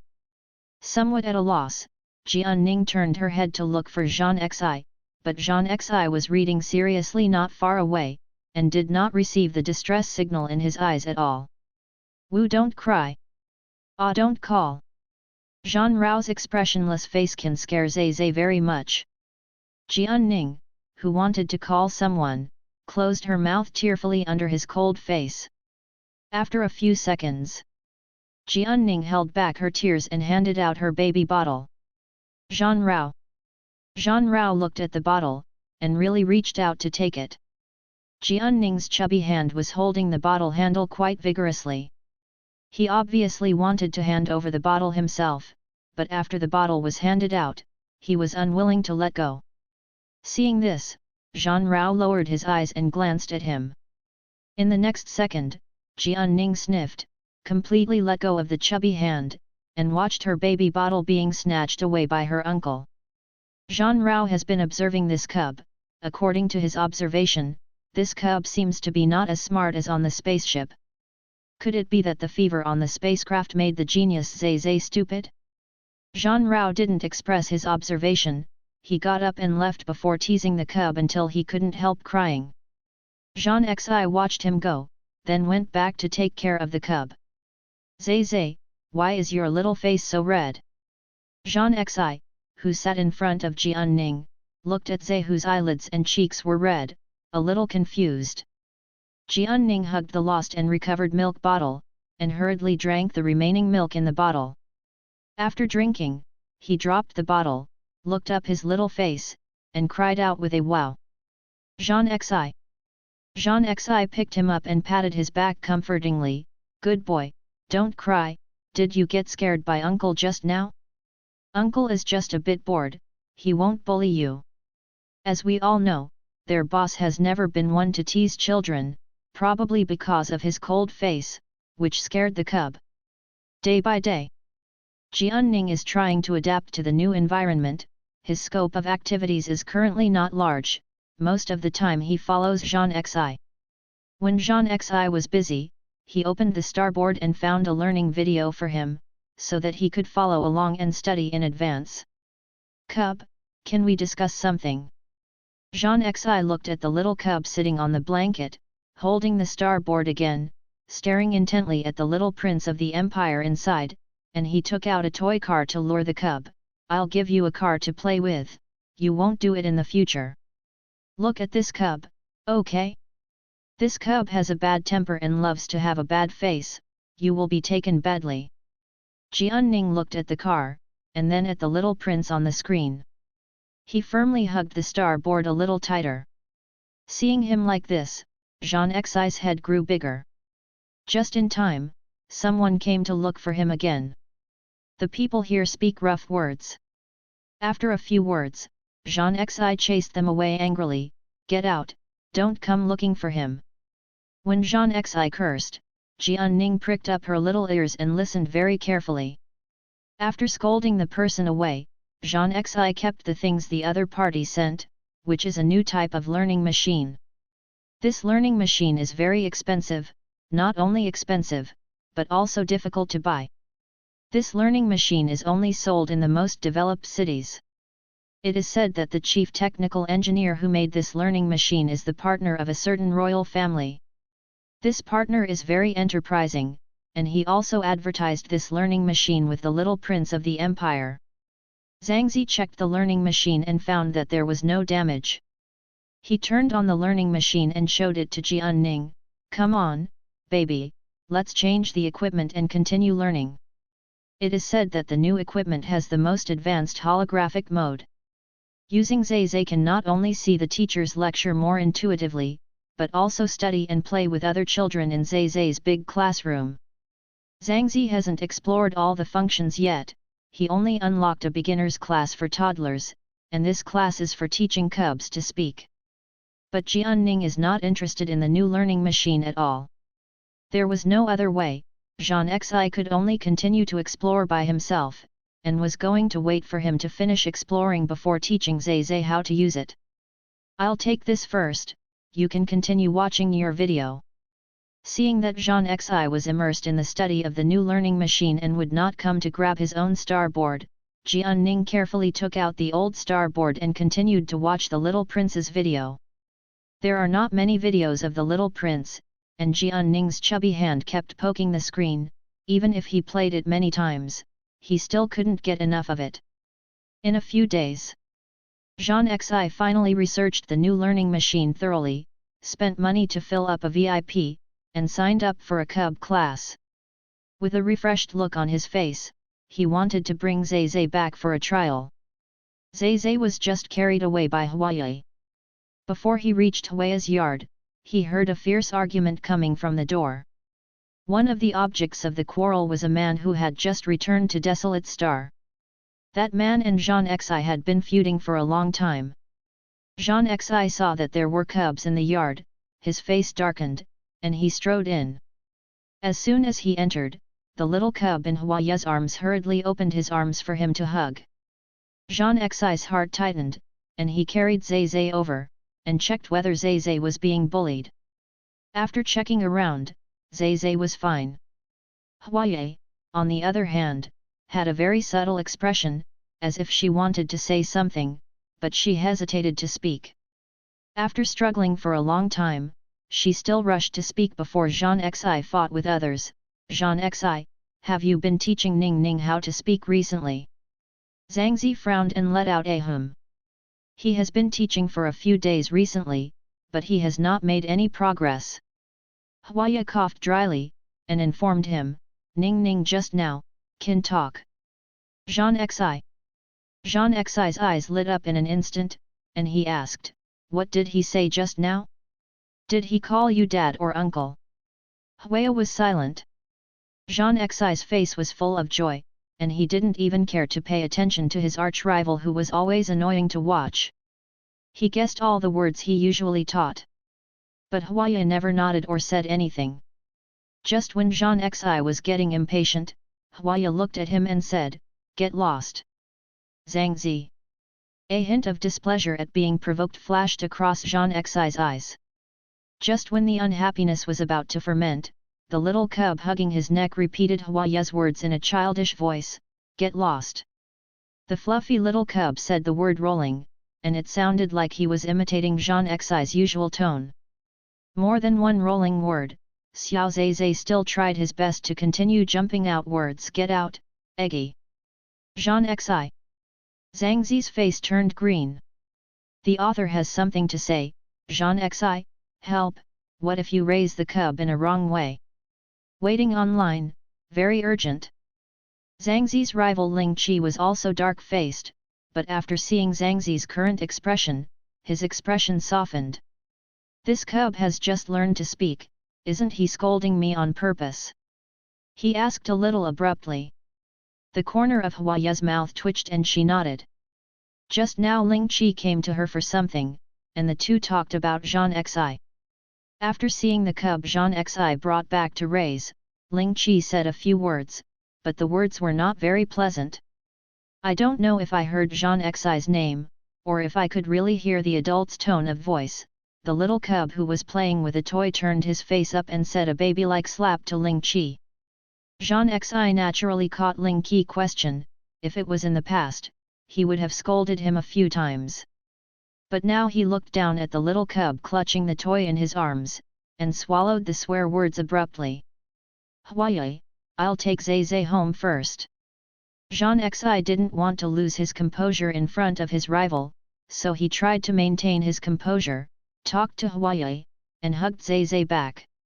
He walked away in a hurry, and within a few steps, Hwaya heard Zeze's milky "Get out," and Jean Xi's breakdown. Don't say it, forget this word. Let's learn it again. Saved a life. The first vocabulary his cub learned turned out to be his favorite spoken language. Jean Xi hurriedly took Zeze back. And Jianning, who was sitting firmly in his arms, didn't even know the first vocabulary she had learned, and directly broke Jean Xi's mentality. He put his arms around Jean Xi's head, and since he hadn't seen Jean Xi for a long time, he kept posting to Jean Xi. The tender little face was so soft that it made one's heart go limp. Behind. Ling Qi looked at the disappearing figure, fell silent for a while, and said, "Is that how Jean Xi likes this cub? He's so big and thick, can he take care of the cub?" Hwaya squeezed her forehead and explained, "If he hadn't insisted, this cub would not have survived. They are people from the wild star, and they don't have much kindness. The cuddly and cuddly cubs are certainly lovable, but if they really have to be handed over to someone to raise them, I'm afraid not many of them are willing to take on the burden.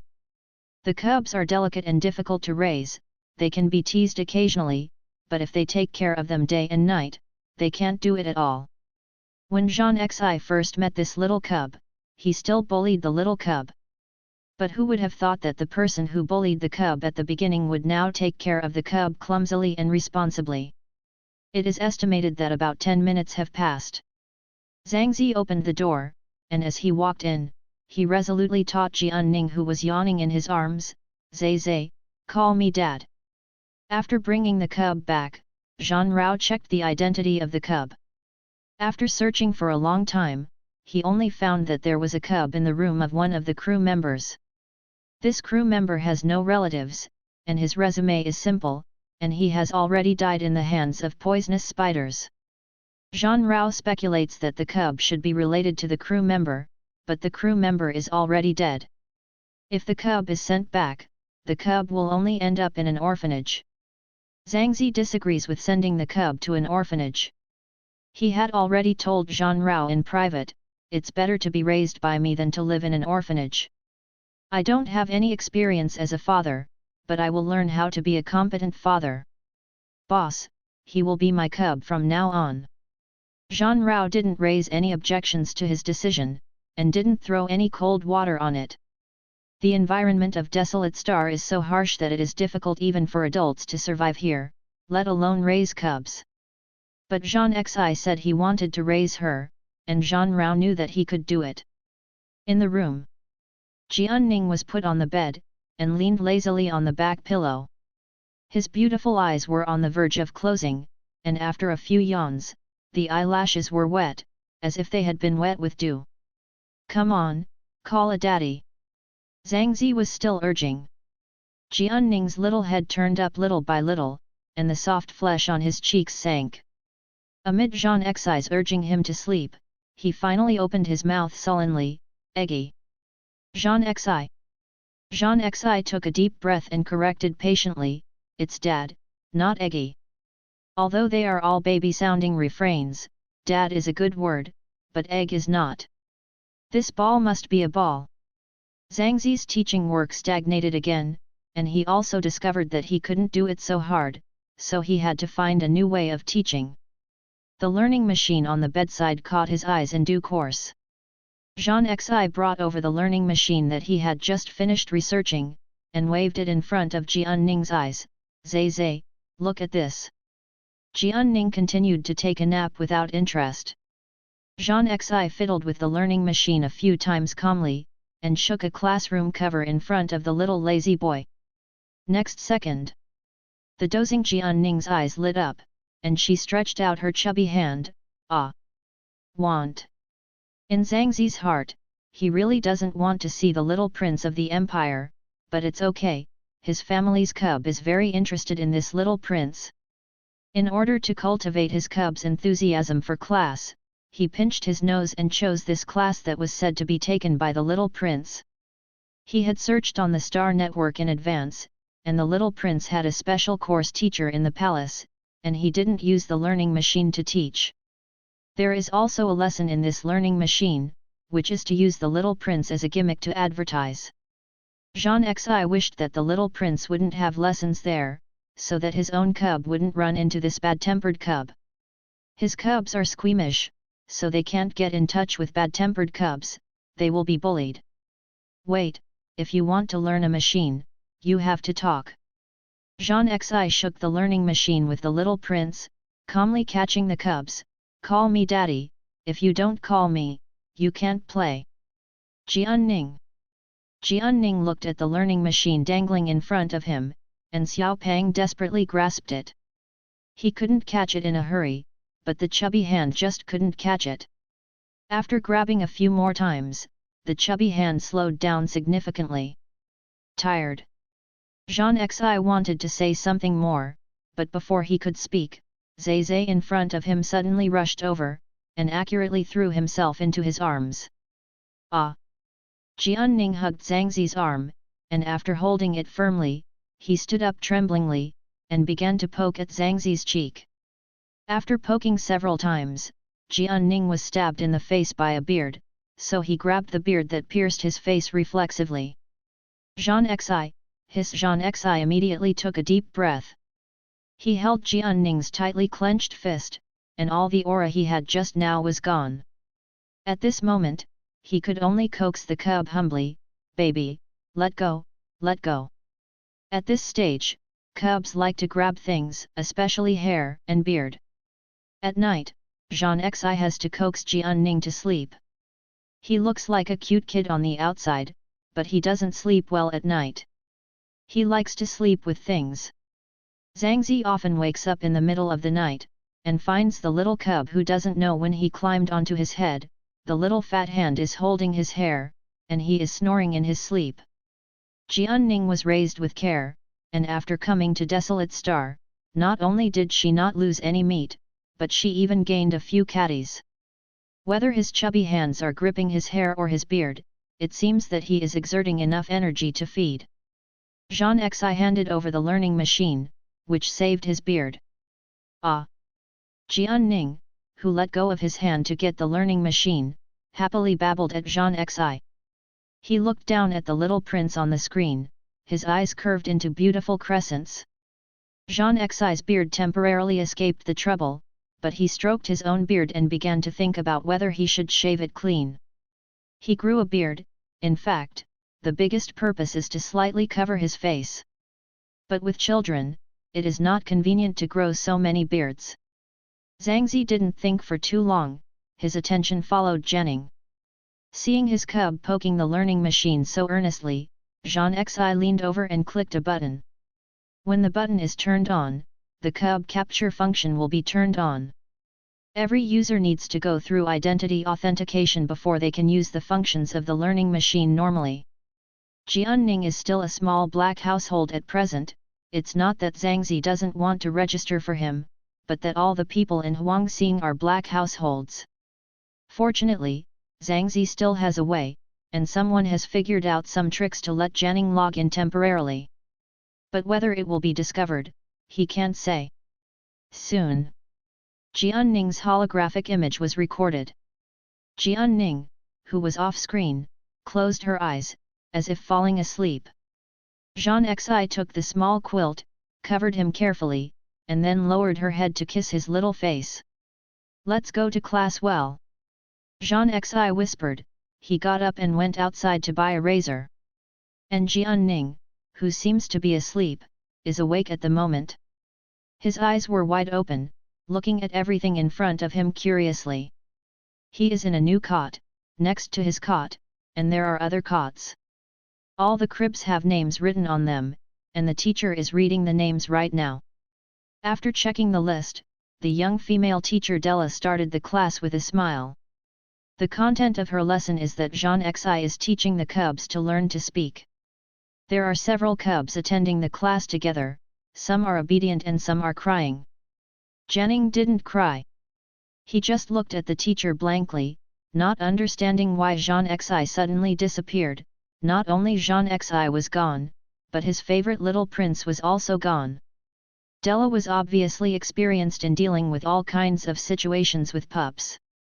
It didn't take long, the crying Zai was coaxed, and the overlord Zai next door who wanted to catch Jianning was also stopped. No matter how many accidents happened, teacher Della seemed to be able to control the field. Her voice is very gentle, and the way she induces the cubs to speak is also full of fun. "I don't know how long I have been in class." The other cubs started to scramble out one after another. Although their words were not clear enough, at least they could speak. "Automobile." Zioba Wang cub hugged the Chech toy and shouted at the teacher. The crying cub sat on the bed, rubbed his eyes, and cried out with sobs, "Mama." Among all the cubs, only the last one, the Nail householder, kept silent. Nail House Zai has no toys in his hands, and there is no quilt on the small bed. With a sullen face, he was pulling on his little sock. Teacher Della tutored him alone, and coaxed him, "Shall we call Daddy?" "Ning Ning, call with the teacher, Daddy." Della taught with patience and skill. The bully in the next bed had listened, but the cub being tutored still kept his mouth tightly shut and refused to bark. Della guessed that he was too timid. It was his first time entering the holographic class, so he was not used to it. With pups like this, take your time. "Hey, don't be nervous, let's learn slowly." Zhangzi enrolls his cub in group lessons, not Oneonan lessons, so the teacher can't just focus on his cub. After Mrs. Della's class lasted for a while, they were allowed to take a break. This break was the end of the class, and they could wake up in reality. Of course, those who don't want to go back to rest can continue to stay here. This learning machine has developed many places suitable for cub activities. Because it is used by cubs, it is safe for cubs to study or play here. Teacher Della pointed out the direction for Jianning and told him that he could go and play. There are many toys in that place, and he can play with whatever he wants. Jianning didn't know whether she understood the words or simply wanted to hide from the teacher. He was like a hard-working little tortoise in a tortoise and the hare, crawling forward swishingly, and within a short time, he crawled out of Della's sight. Della smiled. She thought this Ning cub was too cute.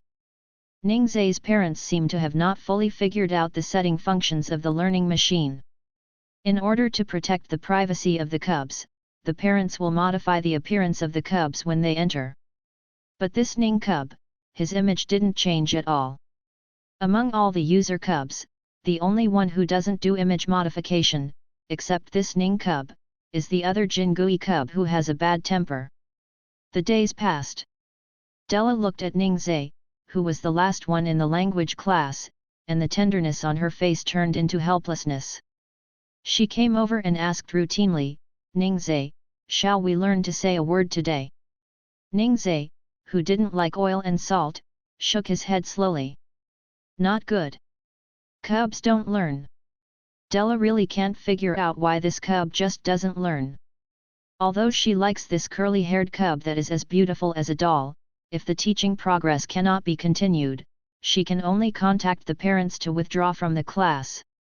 In the afternoon, Ningzai, who is not in class, is crawling around in the game scene. He is the only one here at the moment, and he likes to stay here. All kinds of virtual toys are in front of you. Ningzai climbed towards the largest Zai car, and as soon as he got there, when he opened the door, he found a Zai inside. The cub sitting inside is much older than him. This cub exudes the aura of I'm not easy to mess with all over his body. He obviously won't be injured in the virtual scene, but there is still a small scar on the right cheek of this cruel cub. Ningzai looked at him, the expression on his little face was completely stunned. Stay away from me. Sitting in the car, Paji closed the door that had just been opened. He didn't want to pay attention to this kind of cub who hadn't been weaned at first glance. Outside the car door, Ningzai, who had reacted, raised his fist and began to knock on the door. The author has something to say, little prince, I don't care about cubs that haven't been weaned yet. Ningzai, QAQ. The sound of the cub's fist hitting the door was bang, bang, and besides the sound of the door slamming, there was also the cub's babbling, who didn't know what it meant. The doors are not soundproof. A few minutes later, Jianning, who was seriously knocking on the door with her small fist, saw the door finally opened. He bent his eyes with joy, and opened his hands to the cold-faced cub inside. Ah! Hug! This gesture of hugging is too straightforward, so straightforward that the cruel cub sitting inside frowned, and a look of confusion flashed across his eyes. Are you so familiar? The cub sitting in the car is not very old, but he has already spoken clearly. His expression on his small face has nothing to do with the word friendly, but the little cub in front of him is still opening his arms for a hug. Ah! Jianning's small arms, which looked like lotus joints, were a little sore. He blinked, and the little milk voice urged the other party to hug him quickly. The two cubs, one big and one small, just looked at each other like this until Jianning couldn't lift his little arms anymore. He sighed decently, and in the next second, he closed his eyes and leaned forward. According to his angle, it is estimated that he will hit his head on the car. Just when his head was about to be knocked up, a immature hand suddenly cushioned his forehead, and immediately after, his small body was picked up. Jianning! Jianning opened his eyes. Xiao Pang subconsciously grasped the arm across his waist. The owner of the arm is the grim cub in the car. The grim cub's frown seemed to tighten even more. He looked down at the little cub that had been scooped up from his arms. Before he could say anything bad-tempered, the little cub hugged him and rubbed against him with his limp face. Grim cub! Finally, there was a crack in the grim cub's stern little face. He looked at the little cub who came to post in disbelief, and his voice was raised, "Shut up! Who told you to do this?" Could it be that the cub was deliberately sent out by someone else, trying to get close to him to establish a relationship with the royal family? Although the cruel cub is young, his brain is much precocious compared to cubs of the same age. He looked at the little cub sitting firmly in his arms, trying to find some clues on the little cub's face. But the little cub couldn't speak a word, and his expression was full of dependence and trust in him. This trust came a bit inexplicably. Jianning didn't know that there were so many thoughts in his mind. At this moment, Jianning only felt very satisfied, even more satisfied than drinking full milk. The little prince, who could only be seen on the screen before, appeared in front of him and hugged him, which made the boy so satisfied.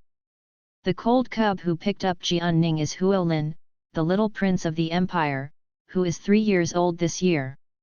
Jianning has seen the little prince countless times on the screen, so when the little prince appeared this time, he immediately recognized it. Ah! Jian Ning's chubby hands hugged Huo Rin's neck tightly, and her soft face would come close to rub against her from time to time. He drank milk all day long, and the breath on his body was also full of the strong smell of milk. Huo Lin sat on the seat where he was, a little helpless to this squeaky little cub. The two cubs weren't just sitting around. Jian Ning, who was last in the language class, was finally willing to speak, but when he spoke, the little expression on Beizai's face was a little disturbed. "Get out, balls." Jian Ning, who can only speak one word, contributed her only vocabulary to Huo Lin. The adults are very keen on teaching him to speak, but Jian Ning is not very enthusiastic about speaking. After saying the first vocabulary he learned, Zhang Xi was not happy at all. He didn't want to make Zhang Zi unhappy, so he simply gave up learning to speak. Right now, in order to be able to communicate with the good-looking little brother, Jian Ning stumbled and opened her mouth again. The little Prince Huo Lin, who heard "get out," didn't lose his mind on the spot like Zhang Xi did. On the contrary, Huo Lin thought this little cub was quite interesting. "Say it again."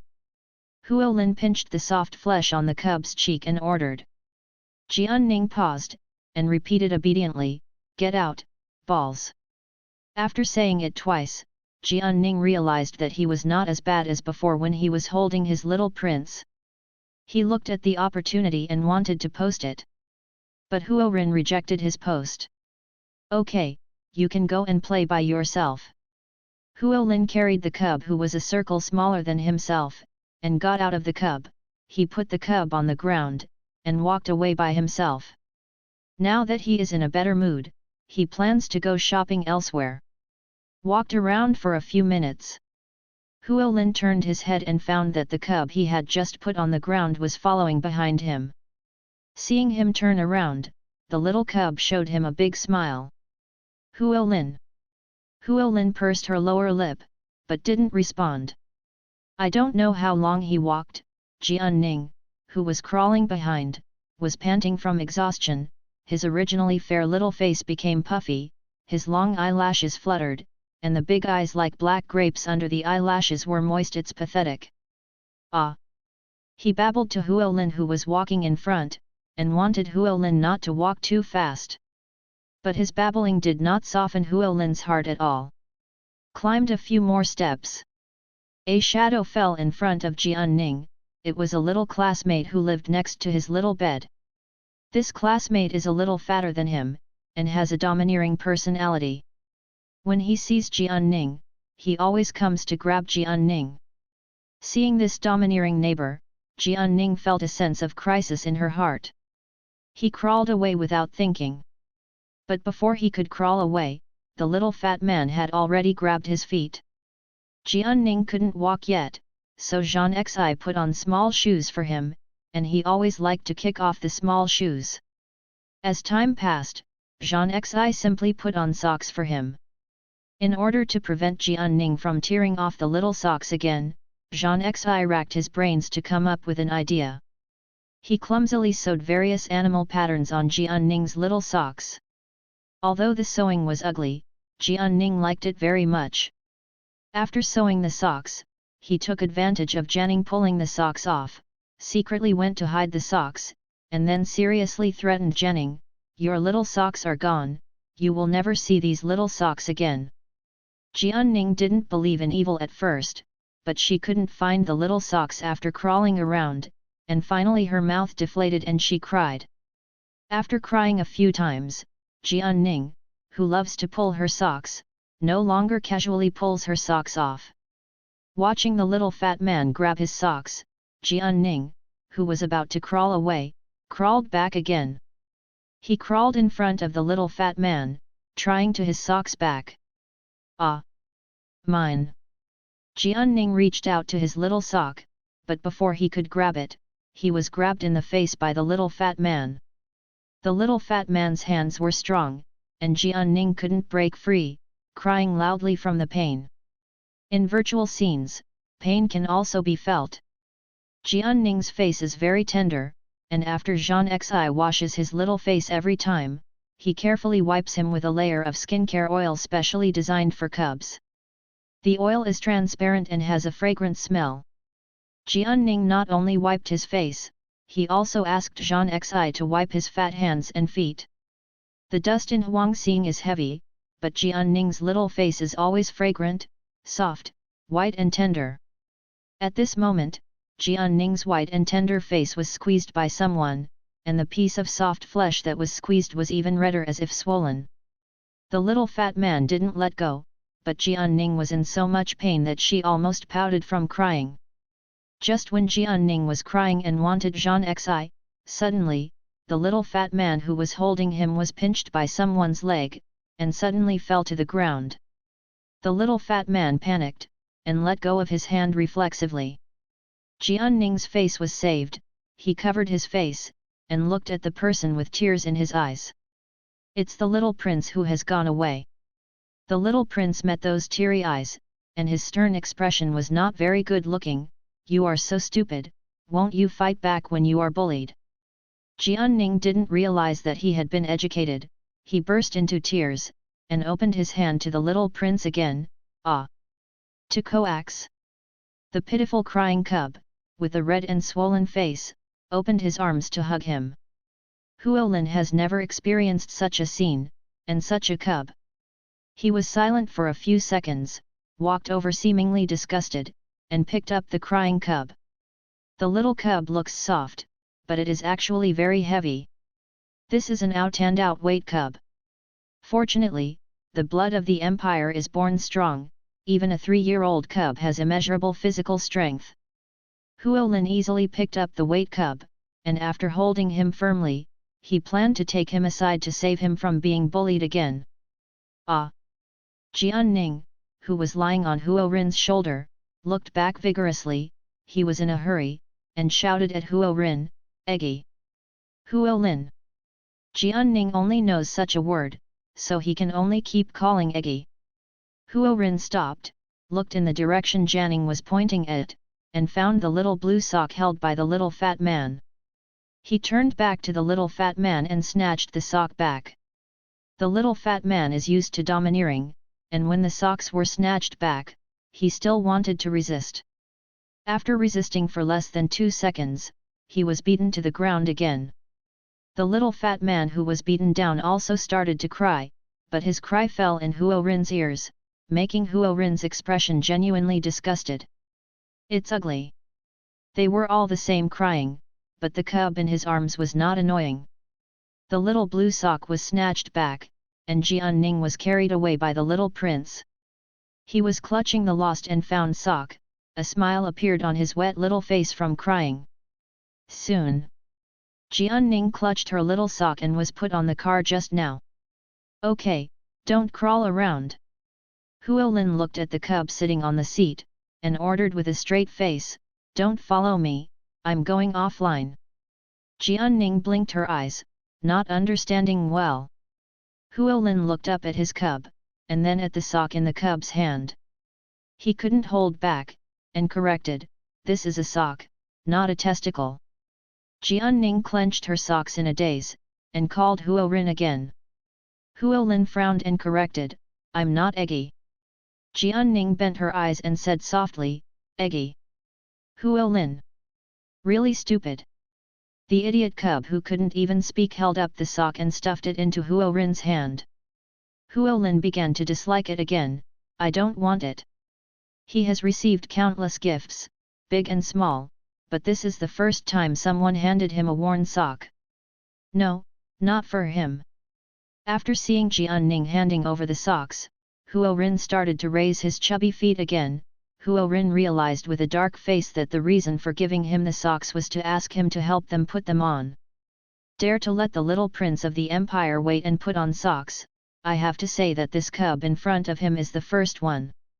Jianning raised his chubby feet, and after a while, his chubby feet were caught. Afterwards, the dark-faced little prince squatted down, and put his socks on him with a somewhat stiff movement.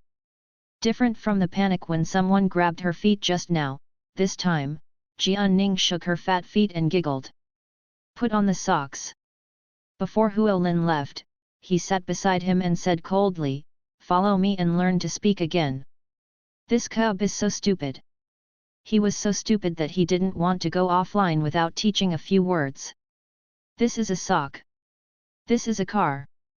This is your hand, don't grab me, I won't hug you.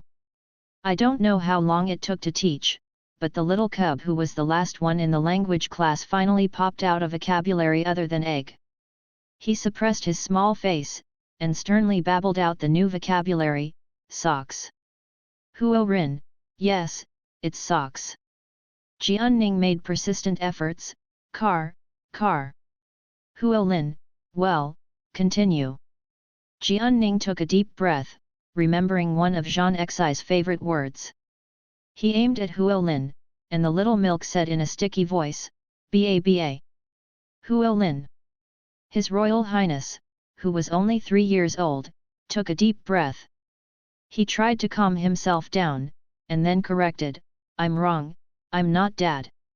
Jianning puffed her bun face, and was still practicing, "Ba." Huo Lin couldn't bear it anymore, and pointed to himself, "Brother." Jianning was stunned, and shouted again, "Walk." Huo Lin suddenly felt something was wrong when he heard the substandard elder brother's voice.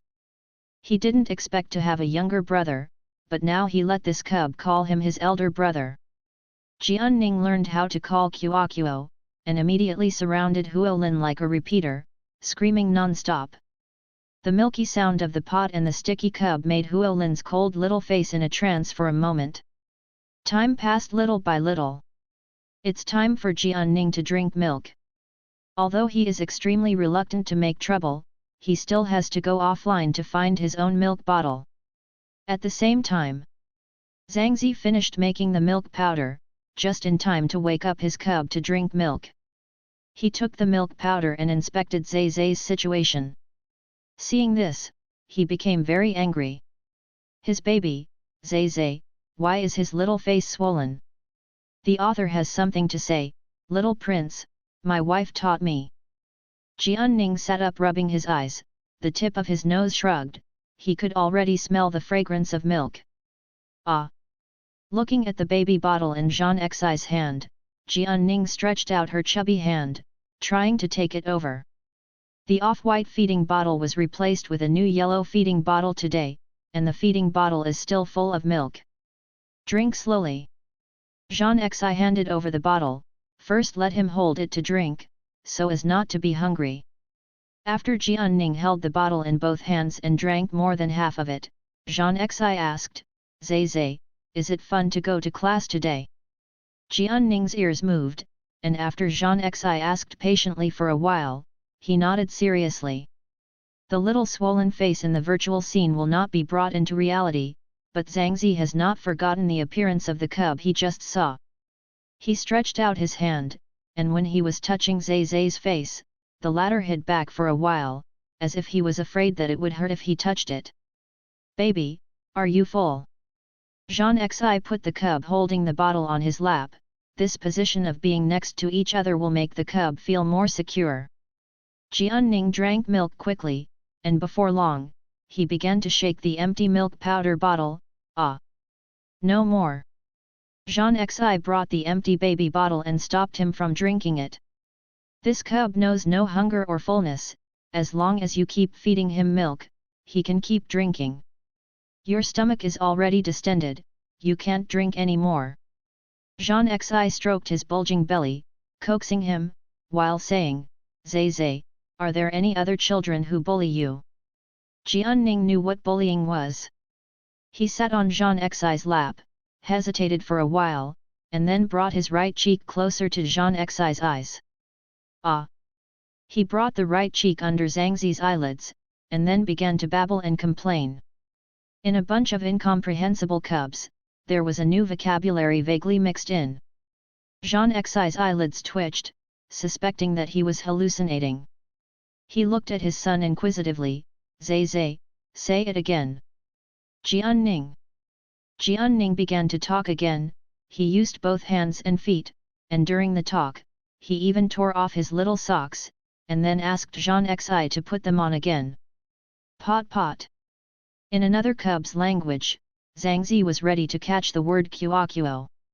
Following the cub's easy-to-pronounce sound, he quickly deduced that the meaning of Kuo should be elder brother. Jean Xi frowned. He checked his little face, distressed and annoyed. What brother are you talking about? Did brother bully you?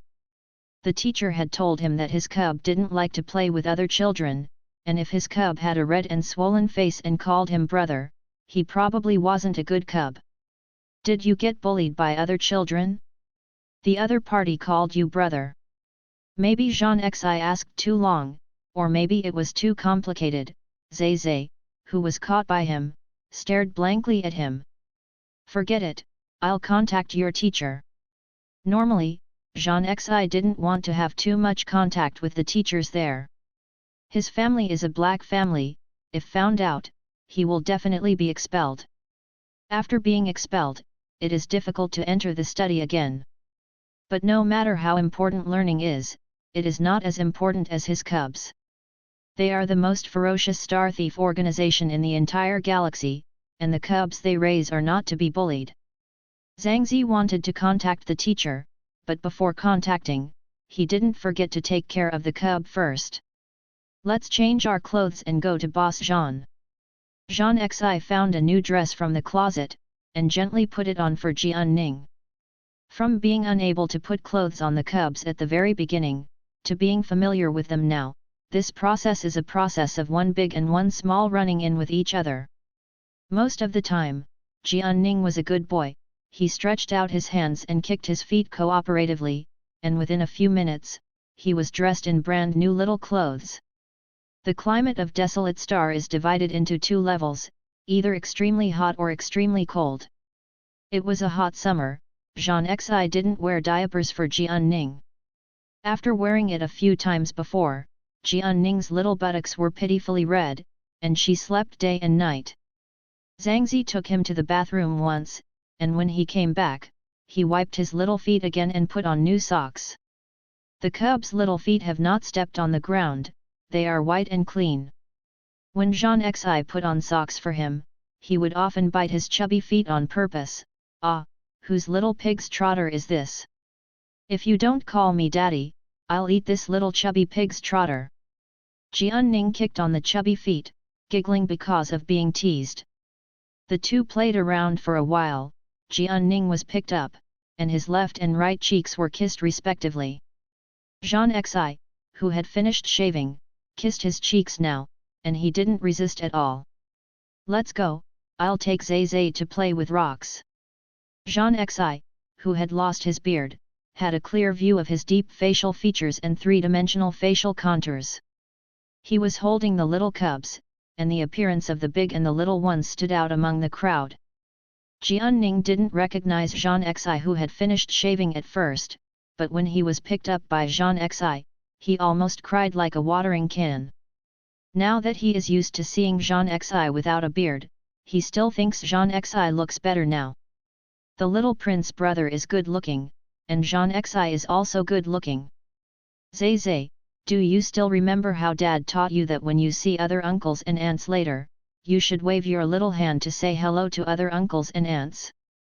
Our pup is going to be a polite little baby.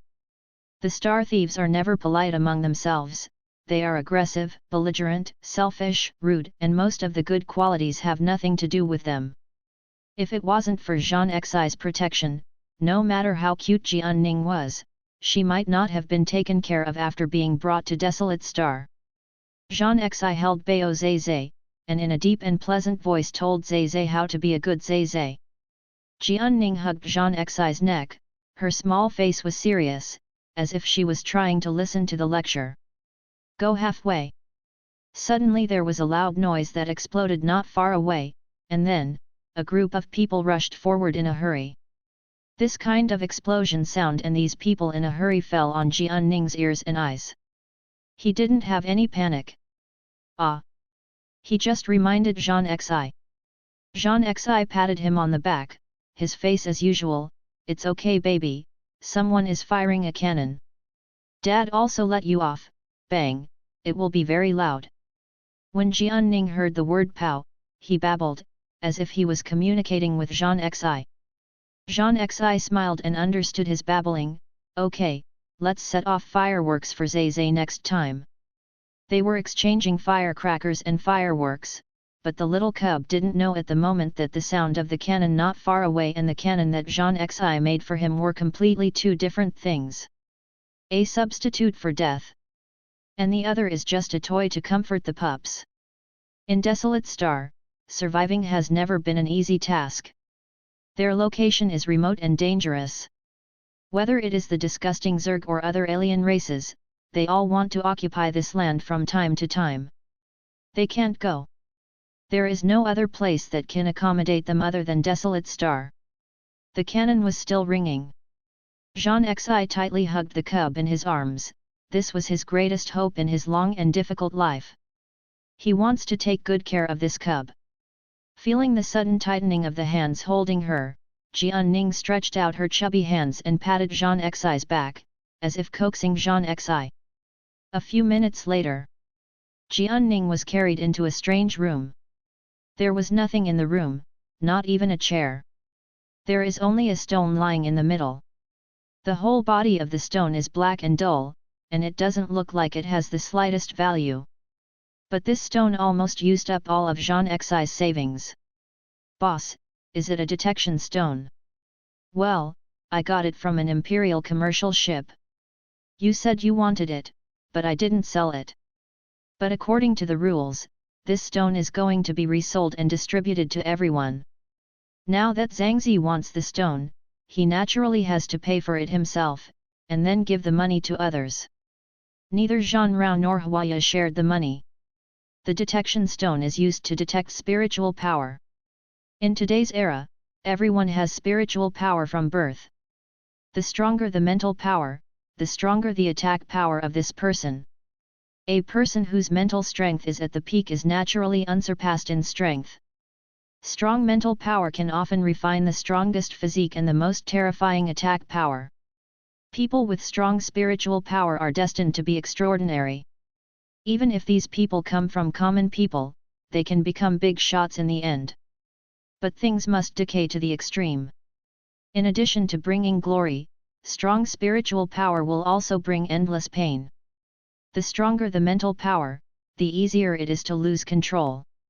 Like the Emperor of the Empire, he is still very young, and the cub under his knee is only 3 years old, but it is said that his mental power has been out of control for a long time. The direct blood of the royal family has been strong from generation to generation, and correspondingly, they have almost died of mental power loss from generation to generation. Take the royal family as an example. Marshals who died of mental power loss, leaders of other countries, and every strong person cannot escape this fate. Jianning didn't know what the royal family was or was not, so Jean Xi put him down on the coat that had just been laid in front of the stone. The coat is loose. Jianning sat on his coat, listening to Jean Xi's urging. After a while, he raised his little hand and touched the stone in front of him. Cub, touch it a little longer.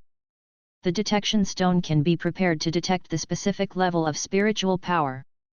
At present, the highest level of spiritual power in the entire interstellar is SSS, and there is only one person at the 3's level, the Emperor of the Empire. The rank of the Emperor of the Empire is too high, so high that the people feel at ease and worried at the same time.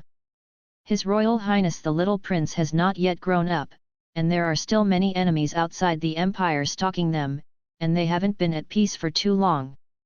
At this time, the Emperor of the Empire must not fall. Jianning touched the big rock curiously.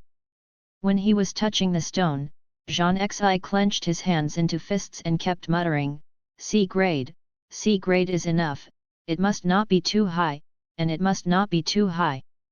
Low. There are 6 levels of mental power, the lowest level is F level, and the highest level is A level.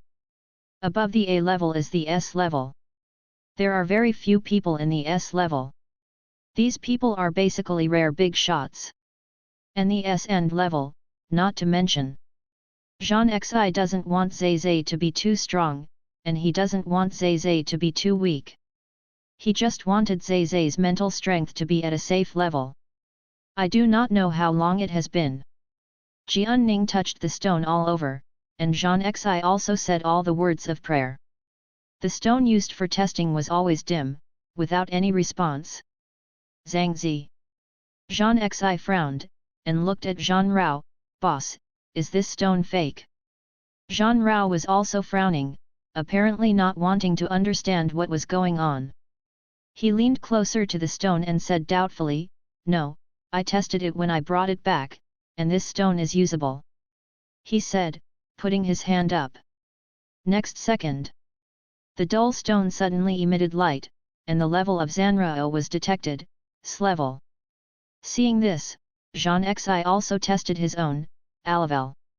Everyone can detect it, except Jian Ning, who can't even detect the lowest grade F. The scene froze for a moment. Ling Qi leaned against the wall, looked at everyone, and said lazily, "It can't be detected. There are only two possibilities. Either it is too strong, so strong that it can surpass the level of threes, or it is too weak, so weak that it can't even reach the F level. Arrive. Oh, there is a third possibility. He is a little alien and cannot use detection stones like us." As soon as the words were spoken, Jean Xi's eyes flew over. If it weren't for the fear that Zai would learn to speak, Jean Xi would definitely swear. Jean Rao had never seen this kind of situation before. He asked Jian Ning to retest several times, but the result was the same every time. Maybe he's too young. Jean Rao found an excuse that was not credible, and comforted Jean Xi, "When he grows up a bit, maybe he will be able to detect it." Jean Xi gave a hum, didn't say anything, just carried Jian Ning away. On the way back, Jian Ning is sensitive to the fact that Jean Xi is not in a good mood. The cubs are actually very smart, and they can easily perceive the emotions of adults. Even if Jean Xi wanted to hide his emotions, he couldn't. To the room. After Jean Xi finished washing, he went to bed and coaxed Jian Ning to sleep. The little cub, who is always easy to coax, refuses to sleep this time. Not only refuses to sleep, but is also extremely clingy. Jean Xi kissed Zai's cheek, and then buried his face in Zai's chest. His heart was up and down, and it was full of sourness at the moment. "Baby, what should I do?" he murmured. Baby cub's mental strength doesn't even have an F grade, not to mention that it might be difficult to go to school, but it's easy to be bullied after going to school. Jian Ning didn't know the old father's sorrow. He stretched out his chubby hand and patted the old father's head, coaxing him like a doll. "The author has something to say." Ning Zai patted the old father, "Don't be afraid, I have a pot." That night, Jean Xi didn't even sleep well. He woke up in the middle of the night, carried Jian Ning to the bathroom. Jian Ning leaned in his arms, and didn't even open his eyes. After going to the bathroom, Jian Ning turned over and wanted to sleep face down. But Zhang Zi forbade him to use this position, fearing that he would be suffocated to death if he fell asleep and couldn't breathe. "Hey, go to sleep." After turning the cub over again, Jean Xi coaxed the cub in a low voice, and within a few moments, the cuddly cub closed his eyes and continued to sleep with a small pillow towel. There was wind blowing outside the window, and the whistling sound entered his ears. Jean Xi suddenly sat up straight. Next second, he stuck the window shut, wrapped up the cub on the bed, and turned around to leave the room. Jian Ning's little ears moved, as if she heard something. But right now he is still playing with his pretty little brother in his dream, so he really doesn't want to open his eyes. Until it's daylight. Jian Ning closed his eyes and cried twice habitually. If it had been in the past, Jean Xi would have picked him up when he cried for the first time. But this time he cried several times. Jean Xi didn't come to hug him. The little cub, who was hungry and gasped for getting up, grabbed the pillow cover. His face was flushed from crying, and he finally stopped when he was almost out of breath. Ba. He got up, with his wet face on his face, and looked for Jean Xi in the room. "I searched around, but couldn't find it." He sniffed and tried to find a feeding bottle, but there was not even a drop of milk in the feeding bottle on the bedside. No baba, no milk to drink. The little poor Zizé was sitting on the bed, poking his head out to look at the floor. The bed in the room is naturally not high for Jean Xi, who is 1.87 meters tall. But for a small cub, it is so tall that it scares the cub. Just when Jianning clenched his fleshy fists and wanted to jump down to find Jean Xi, he saw the learning machine on the bed. Ah! Jianning's eyes lit up, and she crawled over to pick up the learning machine. He has already seen the few buttons of the learning machine. Soon, Jianning has entered the holographic scene, and his goal here is very clear, to find Kuokuo. As soon as he came in, Jianning crawled towards the place where the toy car was placed yesterday. He climbed very fast, and he climbed to the front of the car in a short while. Pot pot! He yelled, and slammed his fist on the door while yelling. After smashing it twice, the unlocked car door opened, and the inside was empty, with no pots at all. Jianning was stunned for a while, and when he was clutching the car door blankly, the voice of the little fat man sounded not far away. The little fat man spoke faster than him, and he was very noisy. He repeated the few words he could say loudly, which often hurt Jianning's ears. As soon as she heard his voice, Jianning panicked immediately. He can't beat this kid. In order not to be seen by the little fat man, Jianning climbed directly into the car, and then closed the door. After he was closed, he didn't sit on the seat, but curled up into a small ball to hide himself. The voice of the little fat man went from far to near, and then from near to far, until it disappeared completely. The little milk dumpling curled up in the car didn't know how long it took before it dared to poke its head out. As soon as his little head poked out, it was suddenly flicked off. Jianning! Jianning thumped in fright, and fell backwards. The little prince outside the car. The little prince was silent for a moment when he heard the sound of his being smashed and the cub crying, then he opened the car door and carried out the crying cub inside. Jianning, who was carried out, raised her small face and looked at the person who was holding her tearfully. Pot pot!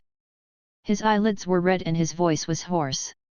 He was obviously frightened by Kuokuo just now, but he didn't hold grudges at all, and took the initiative to rub his wet face against Kuokuo. Huolin found a chair and put the slimy cub away. The two cubs stood one by one and sat on the other, just looking at each other. Huolin had a sullen face, not knowing what was wrong with him. He hates coming here to study, the learning content here is of no use to him. The learning content is useless, and the cubs inside are annoying to him. But the cub in front of him somehow made him want to look at him. Even when he was offline, he still thought of this cub again. Maybe this cub attracted his attention too much. When he slept at night, he just thought of this cub. He didn't need his father's mental power to comfort him, and he slept until dawn for the first time. After waking up, he skipped his morning class and logged in again. Pot pot! Jianning stretched out his chubby hand and grabbed Huorin's clothes. With tears in his eyes, he asked Huorin, Baba! Baba! Huolin! Huolin frowned, thought for a while, and finally understood, your father is lost. Jianning was about to finish her father, and took Huolin's hand again, put it on her stomach, and asked him to touch her stomach, eggy. When encountering words that she doesn't know how to say, Jianning will say balls. Fortunately, Huolin corrected it in time, it's not the balls, it's the stomach, your stomach is flat, didn't you drink milk powder? Jianning could understand the word milk powder, he didn't need to answer, his aggrieved expression said everything. Although Huolin knew what was going on, he didn't know what to do for a while. The toys in the virtual scene couldn't be brought back to reality, let alone milk powder. He can't make milk powder for this cub, not only can't make milk powder, he can't even find the cub's father. I'll take you to the teacher. The teacher has the contact information of the parents. In addition to finding the teacher, Huolin can also find his own parents. It's just that if he finds his own parents, according to his father's temperament, he will definitely pay attention to this cub and his family. At that time, the cub's family may reject them very much. Huolin was seriously thinking about these things in his head. While thinking, he lowered his head and wiped the wet little face of the cub. "Don't cry." The cub seemed to be made of crystal, beautiful and fragile. When Huolin wiped his little face, he didn't dare to use heavy hands. After wiping her face and tidying up her clothes, Jianning was carried clean to find the teacher. On the way, he also learned a few more words. "You were in the car just now, are you looking for me?" Huolin asked suddenly, holding the little white cub in his arms. The little scale cub put his arms around his neck, and after he understood, he nodded obediently, "Kuo. He is looking for a pot." Huolin was silent for a few more seconds, and after a few seconds, he suddenly said, "Next time you want to find me, don't bother." He freed one hand, tapped it, and clicked out a virtual item. "You come in later, tap this thing twice, and I will come." The virtual item that Huolin clicked was a bracelet, which can only be used in this virtual space. As long as Jianning goes online in the future, he will bring this virtual item as a gift. Ah! Jianning raised his arm, looking curiously at the cartoon bracelet that suddenly appeared. Huolin's startled appearance fell into Huolin's eyes. The latter paused and bought him some virtual toys. Jianning, who suddenly got rich, looked at the toys, the bracelet and Huolin in a daze. Pot. Well, I bought it. Although Huolin is young, he has a lot of pocket money. The money in his account can be used at will, and his father never sets any restrictions. In contrast, Jianning, who only has a few outdated toys, 2 feeding bottles, and 3 cans of milk powder, is an out-and-out poor kid. Jean Xi was frugal, and more than half of the money he saved was used to buy weapons and various equipment to resist intruders. He spent the other half of the money on Janning. Expensive testing stones, expensive milk powder that is extremely difficult to buy, new learning machines, baby walkers, paper towels for babies, urine pads, clothes, picture books, and a few small toys. These big and small pieces add up, not a small amount of money. The most troublesome thing for Jean Xi is that the cub is too young to live without him. His current situation is basically only going out but not going in, and he has no income. Materially, Jianning may not be a rich little cub, but in life, he has a lot of love. He is a little cub surrounded by love. Ba. Jianning touched her toy, and happily called Dad. He wanted to bring the toy to Dad to play with. It was estimated that another 10 minutes passed. Huolin took Jianning and found the teacher. After the teacher knew about Jianning's situation, he immediately started looking through the address book. "Ningzhe, don't worry, the teacher will call your father right away." There is a notebook on the teacher's desk. Huolin scanned over calmly and saw the cub's information in the notebook. His name is Ningzhe, and he is just over 1 year old. Like him, there is no mother, only a father. The teacher was about to make a call, but Jianning, who was still being hugged by Huolin, suddenly twisted her body. "Baba, Baba, come here." Jianning, who sensed Zhangzi, didn't even care about the pot, so she hurriedly logged off. He opened his eyes again, and there really was Jean Xi standing in front of him.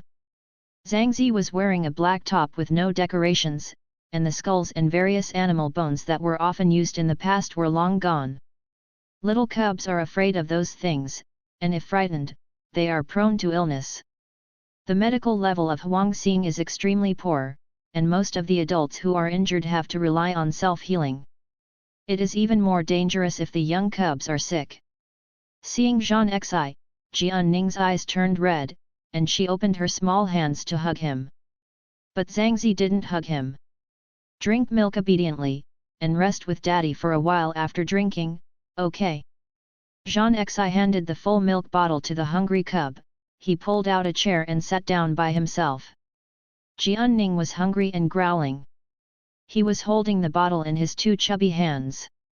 Just as he was about to drink, he stopped suddenly and looked at Zhang Xi. Zhang Zi's face was a little pale, and there was faint blood oozing from the back of his loose top. Jian Ning raised the tip of her nose, as if smelling something. Ah! He frowned, confused for a moment. But soon, he saw Zhang Xi's not so good face more intuitively than his breath. Jian Ning has never seen Zhang Xi's face so pale. He is a little worried. The one big and one small just looked at each other like this, and the cubs, who were still hungry, handed out their feeding bottles without the slightest hesitation. His little milk voice is soft and firm, "Ba. Drink milk." The author has something to say, Ningzai, there are new toys. Jian Ning is not a generous cub. Before someone deliberately teased him and asked him for a feeding bottle, but he was not willing to let go of the feeding bottle. But right now, looking at Zhang Xi with a weak face, Jian Ning endured his growling stomach and urged Zhang Xi to take his bottle back. Cub. On Zhang Zi's pale face, his eyes were frighteningly bright. He stared at the cub sitting on the bed with burning eyes, and his voice could not help but tremble. "You, what did you call me just now?" "Ah!" Jian Ning was holding the bottle full of milk, her fat arms like lotus root joints were too much to bear. He leaned forward, and while poking the pacifier into Zhang Zi's mouth, he continued to call him, "Ba." Su Shi cried several times early in the morning, but Jian Ning's baby voice sounded a little hoarse. He was concentrating on poking at the bottle, his grape-like eyes looked at Zhang Xi's thin lips. He looked so seriously that he didn't realize at all that Zhang Xi's hands resting on the side of the bed had already clenched into fists. "Baba, ah!" Jian Ning opened his mouth slightly, and personally demonstrated to Zhang Xi, wanting him to open his mouth.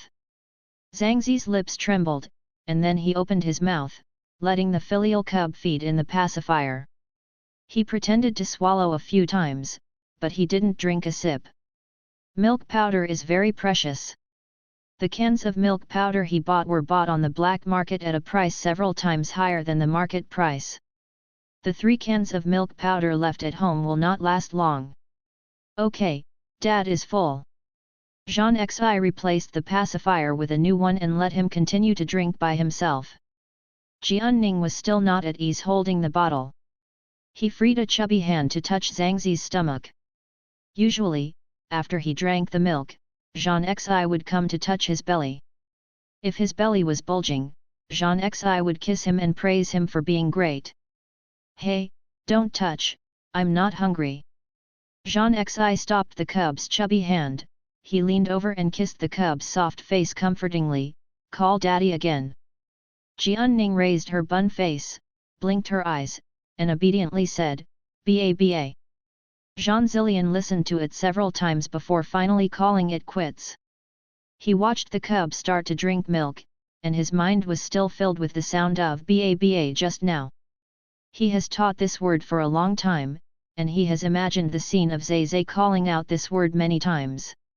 It's just that he didn't expect that when he really heard these 2 words, his big man's eyes would turn red. It's so embarrassing. Zhang Xi tilted his head slightly, took a deep breath and adjusted his state. A few minutes later, after adjusting, Zhang Xi looked at Jian Ning who was still drinking milk. Jian Ning was hungry all morning, and he was already starving. He held the bottle and drank the whole bottle without a pause. Tummy. Throwing the empty feeding bottle aside, Jian Ning consciously stretched out her small body, letting Zhang Xi touch his bulging round belly. Zhang Xi leaned over and stroked the soft belly with calloused big hands. It was a little painful and itchy, and after a few touches, the cub with its belly spread out giggled.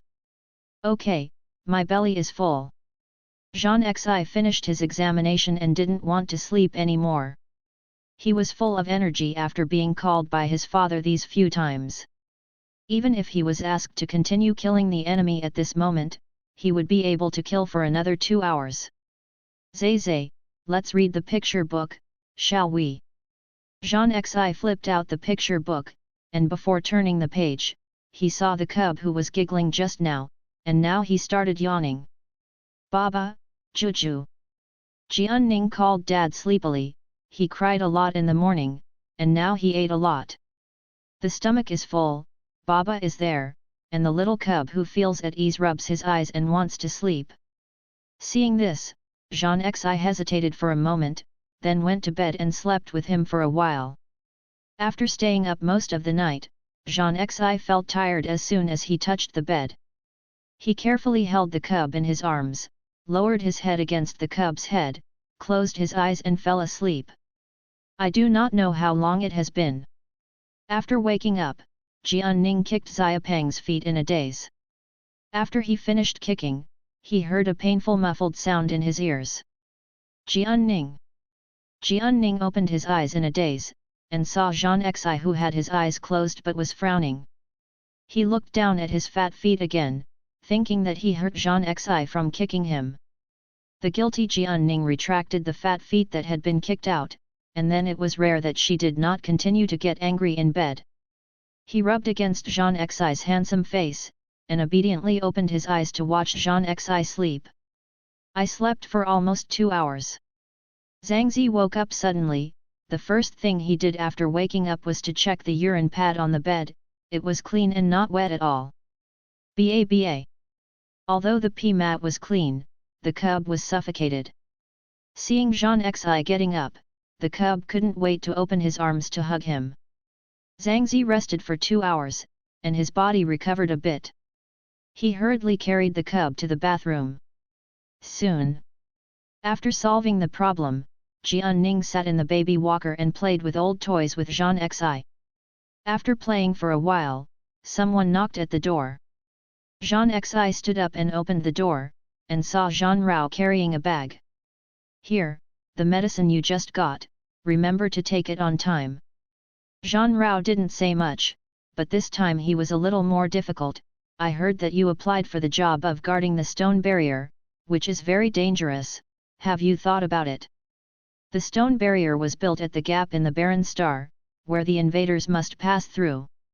According to legend, this stone barrier was set up by the former Emperor Louis III himself, with the purpose of resisting annoying Zerg. Now that too many years have passed, the stone barrier is no longer as strong as before. Those of them who live on the desolate star must guard the stone barrier in shifts for safety. The land at the stone barrier became foul-smelling due to the infestation of too much alien blood. In the past, being on duty was not an easy job. I've thought about it. Jean Xi smiled, and said to Jean Rao, recently, the Zerg raced towards the stone barrier like crazy. Even if it's not for work, I should go and have a look. Boss, you don't have to worry about me. You and your brothers can rest assured to go outside, and leave the house to me. Jean Rao is their leader, and also their boss. He takes people out to make money, and part of the money he earns is shared equally with those who do things, and part of it is all spent on the defense of Huangxing. This barren planet is backward, barbaric and dangerous in the eyes of outsiders, and it is not a livable place. But in their eyes, this is their home. Jean Rao looked at the smiling Jean Xi, and then at the little cub behind him who was still babbling and talking to the toys. After a while, he lowered his voice and said to Jean Xi, I just went to see the stone barrier. It can't last long. Once the stone barrier is completely broken, we have to consider leaving. After Jean Rao's words fell, the smile on Jean Xi's lips disappeared completely. The two stared at each other in silence. They both know what it means to leave. They do not have household registration, and most of them are still wanted criminals. Such identities doom them to not being able to enter any city legally. They can only find some remote places that can accommodate them, but such places are extremely difficult to find. Even if they are lucky enough to find them, the survival problem in the early stage will be a great test. In the past, Jean Xi would have no worries, and no fear. Anyway, he thought he was dead, and it would be no pity to lose it. Not now. He also has a precious little cub to feed. You should prepare in advance. If you really get to that point, you will take away a lot of things with Ning Ning. After Zhan Rao finished speaking, he didn't continue to chat with him. It was not convenient for the two of them to stand at the door to talk about such a topic. What's more, the little cub in the room was holding a toy and staring at Zhan Xi's back for a long time. Zhan Rao turned and left. Zhan Xi went back to the room with the medicine. He put the medicine on the table, and continued to play with Jian Ning. It was a very simple mech toy, one big and one small, but it was a joy to play with. Play until the afternoon. Zhan Xi has to go to work, he needs to find someone to watch over Jian Ning. Before he came back in the morning, he had already agreed with everyone that when he was working during the day, he would let Jian Ning log into the holographic learning machine and be watched by the teacher. But people who are idle also need to visit his cubs from time to time, for example, give the cubs milk powder, and then carry them to the bathroom. This request was granted by everyone. But it's a good thing, today only Zhan Xi's nemesis Ling Qi is idle. Ling Qi, who has already come, leans against the door, looking at Zhan Xi who is feeding the cubs, and jokingly said, "I didn't expect you to be so virtuous." Sighed Zhan Xi. Zhangzi put down the custard bowl he was feeding, then covered the cub's ears, turned his head, and looked threateningly, "Don't force me to whip you." Ling Qi raised his eyebrows, not afraid of his threat at all. Although Zhan Xi had a feud with Ling Qi, he also knew that he would not do anything to a cub. Ningzhe is quite obedient, you don't have to keep looking at him, just call him out every 2 hours, just feed him. If he cries, you can show him an episode of cartoons, or feed him a bottle of sweet water. Zhan Xi explained it for a long time, then hesitated for a while, and said, "By the way, he was bullied by other children in the house. I reported this problem to the teacher, but the teacher hasn't given me an accurate answer yet. In case the teacher calls, please answer it for me. Just tell the teacher that I'm busy and call her back later." "Oh, I see." After Zhan Xi told him everything he could think of, he went to the bathroom to change his dressing. When he changed his dressing, Ling Qi came in to help him with the medicine on his back. Ling Qi has a small mind and he remembers his hatred very much. When he applied medicine to his back, his hands were so hard that he wanted to hurt him to death. "Get busy with everything." Zhan Xi went out to work, while Ling Qi looked at the little cub that had logged into the learning machine again. As soon as he entered, Jian Ning followed what Guo Guo taught him, and took 2 serious shots of the virtual bracelet that was automatically put on his wrist. It took less than 5 minutes to finish filming. Huo Lin, who was wearing a small military uniform, stood in front of Jian Ning. "Pot pot." Jian Ning opened her small hands and asked Huo Lin to hug her. Huo Lin had just finished training in the palace, so he came in a hurry, he didn't even change his clothes. Holding the clingy cub into his arms, Huo Lin breathed steadily, and took the cub to study with ease. The lessons here didn't work for him, but they did for a cub who couldn't even speak a sentence. Learn to speak a new vocabulary, reward a new toy. Learn a short sentence, reward a new toy and a head-touching compliment. The reward mechanism given by Huo Lin completely stimulated the cub's enthusiasm for learning. The little cub who didn't like to talk at first, now looks up at his chubby face, and can seriously pop out 3 words in a row, pot-proof. "Nay Baba." The little cub can't say too much, but what's amazing is that he used his limited vocabulary to talk about sweet rainbow farts. His Royal Highness the little prince didn't respond to rainbow fart, but every time he heard it, the most expensive item in the mall that day would fall into Jian Ning's small backpack. Unknowingly, Jian Ning is already the most wealthy cub here. Jian Ning logged in too frequently. Huo Lin noticed this and went to the teacher himself. Only then did he know that Jian Ning's parents had to work during the day, so they let the cub stay here to study or play. From the teacher's description and the appearance of the little cub who has never seen anything good, Huo Lin sensitively deduced that things don't seem to be going well for the cub's family. But this doesn't make sense. This learning machine is a limited purchase, and those who can use this learning machine are generally very wealthy, and there are no poor kids. Huolin was puzzled, but he didn't show it on his face. He continued to teach the little cub, and continued to use pocket money to contract the most expensive and newest toys for the cub. Huolin spent money like water, but he didn't know that in the palace study, His Majesty the Emperor with a cold face was holding his bill, raising his eyebrows slightly. A 2-year-old cub learns to read from pictures. Cartoon numerology painting. 110 number cards. The same list of Zay's supplies fell into the eyes of His Majesty the Emperor, which made His Majesty's eyes flash with interest. And the other side. Jean Xi, the parent of the same cub, was holding a big apple, with a smile on his face, and pushed the door in. "Baby, Dad is back." Hearing Dad's voice, the little cub who was sitting in the walker hurriedly opened his hands. "Baba." "Hug." Jean Xi bent down, picked up Zay, and kissed him twice. Ling Qi, who came to show Jean Xi the cub again, looked at Jean Xi's left arm with a frown. He could see clearly just now that Jean Xi's left arm shook when he hugged Ning Zay. In addition to the wrong left arm, he also smelled the medicine used to treat trauma on Jean Xi's body. Zhangzi gets hurt from time to time, and he can already react. Desolate star may not last long. "Then you go back and rest, I'm going to take Ning Zay to wash and sleep." Jean Xi watched Ling Qi leave. He closed the door, supported the cub in one hand, and the swimming ring he made himself in the other, and went to the bathroom to bathe the cub. "Baby, when Dad has money, he will buy you a new swimming ring." Jean Xi squatted in front of the water basin. Because of his height, he always seemed aggrieved squatting in such a small bathroom. He lowered his head and looked at Zay with the blue swimming ring around his neck.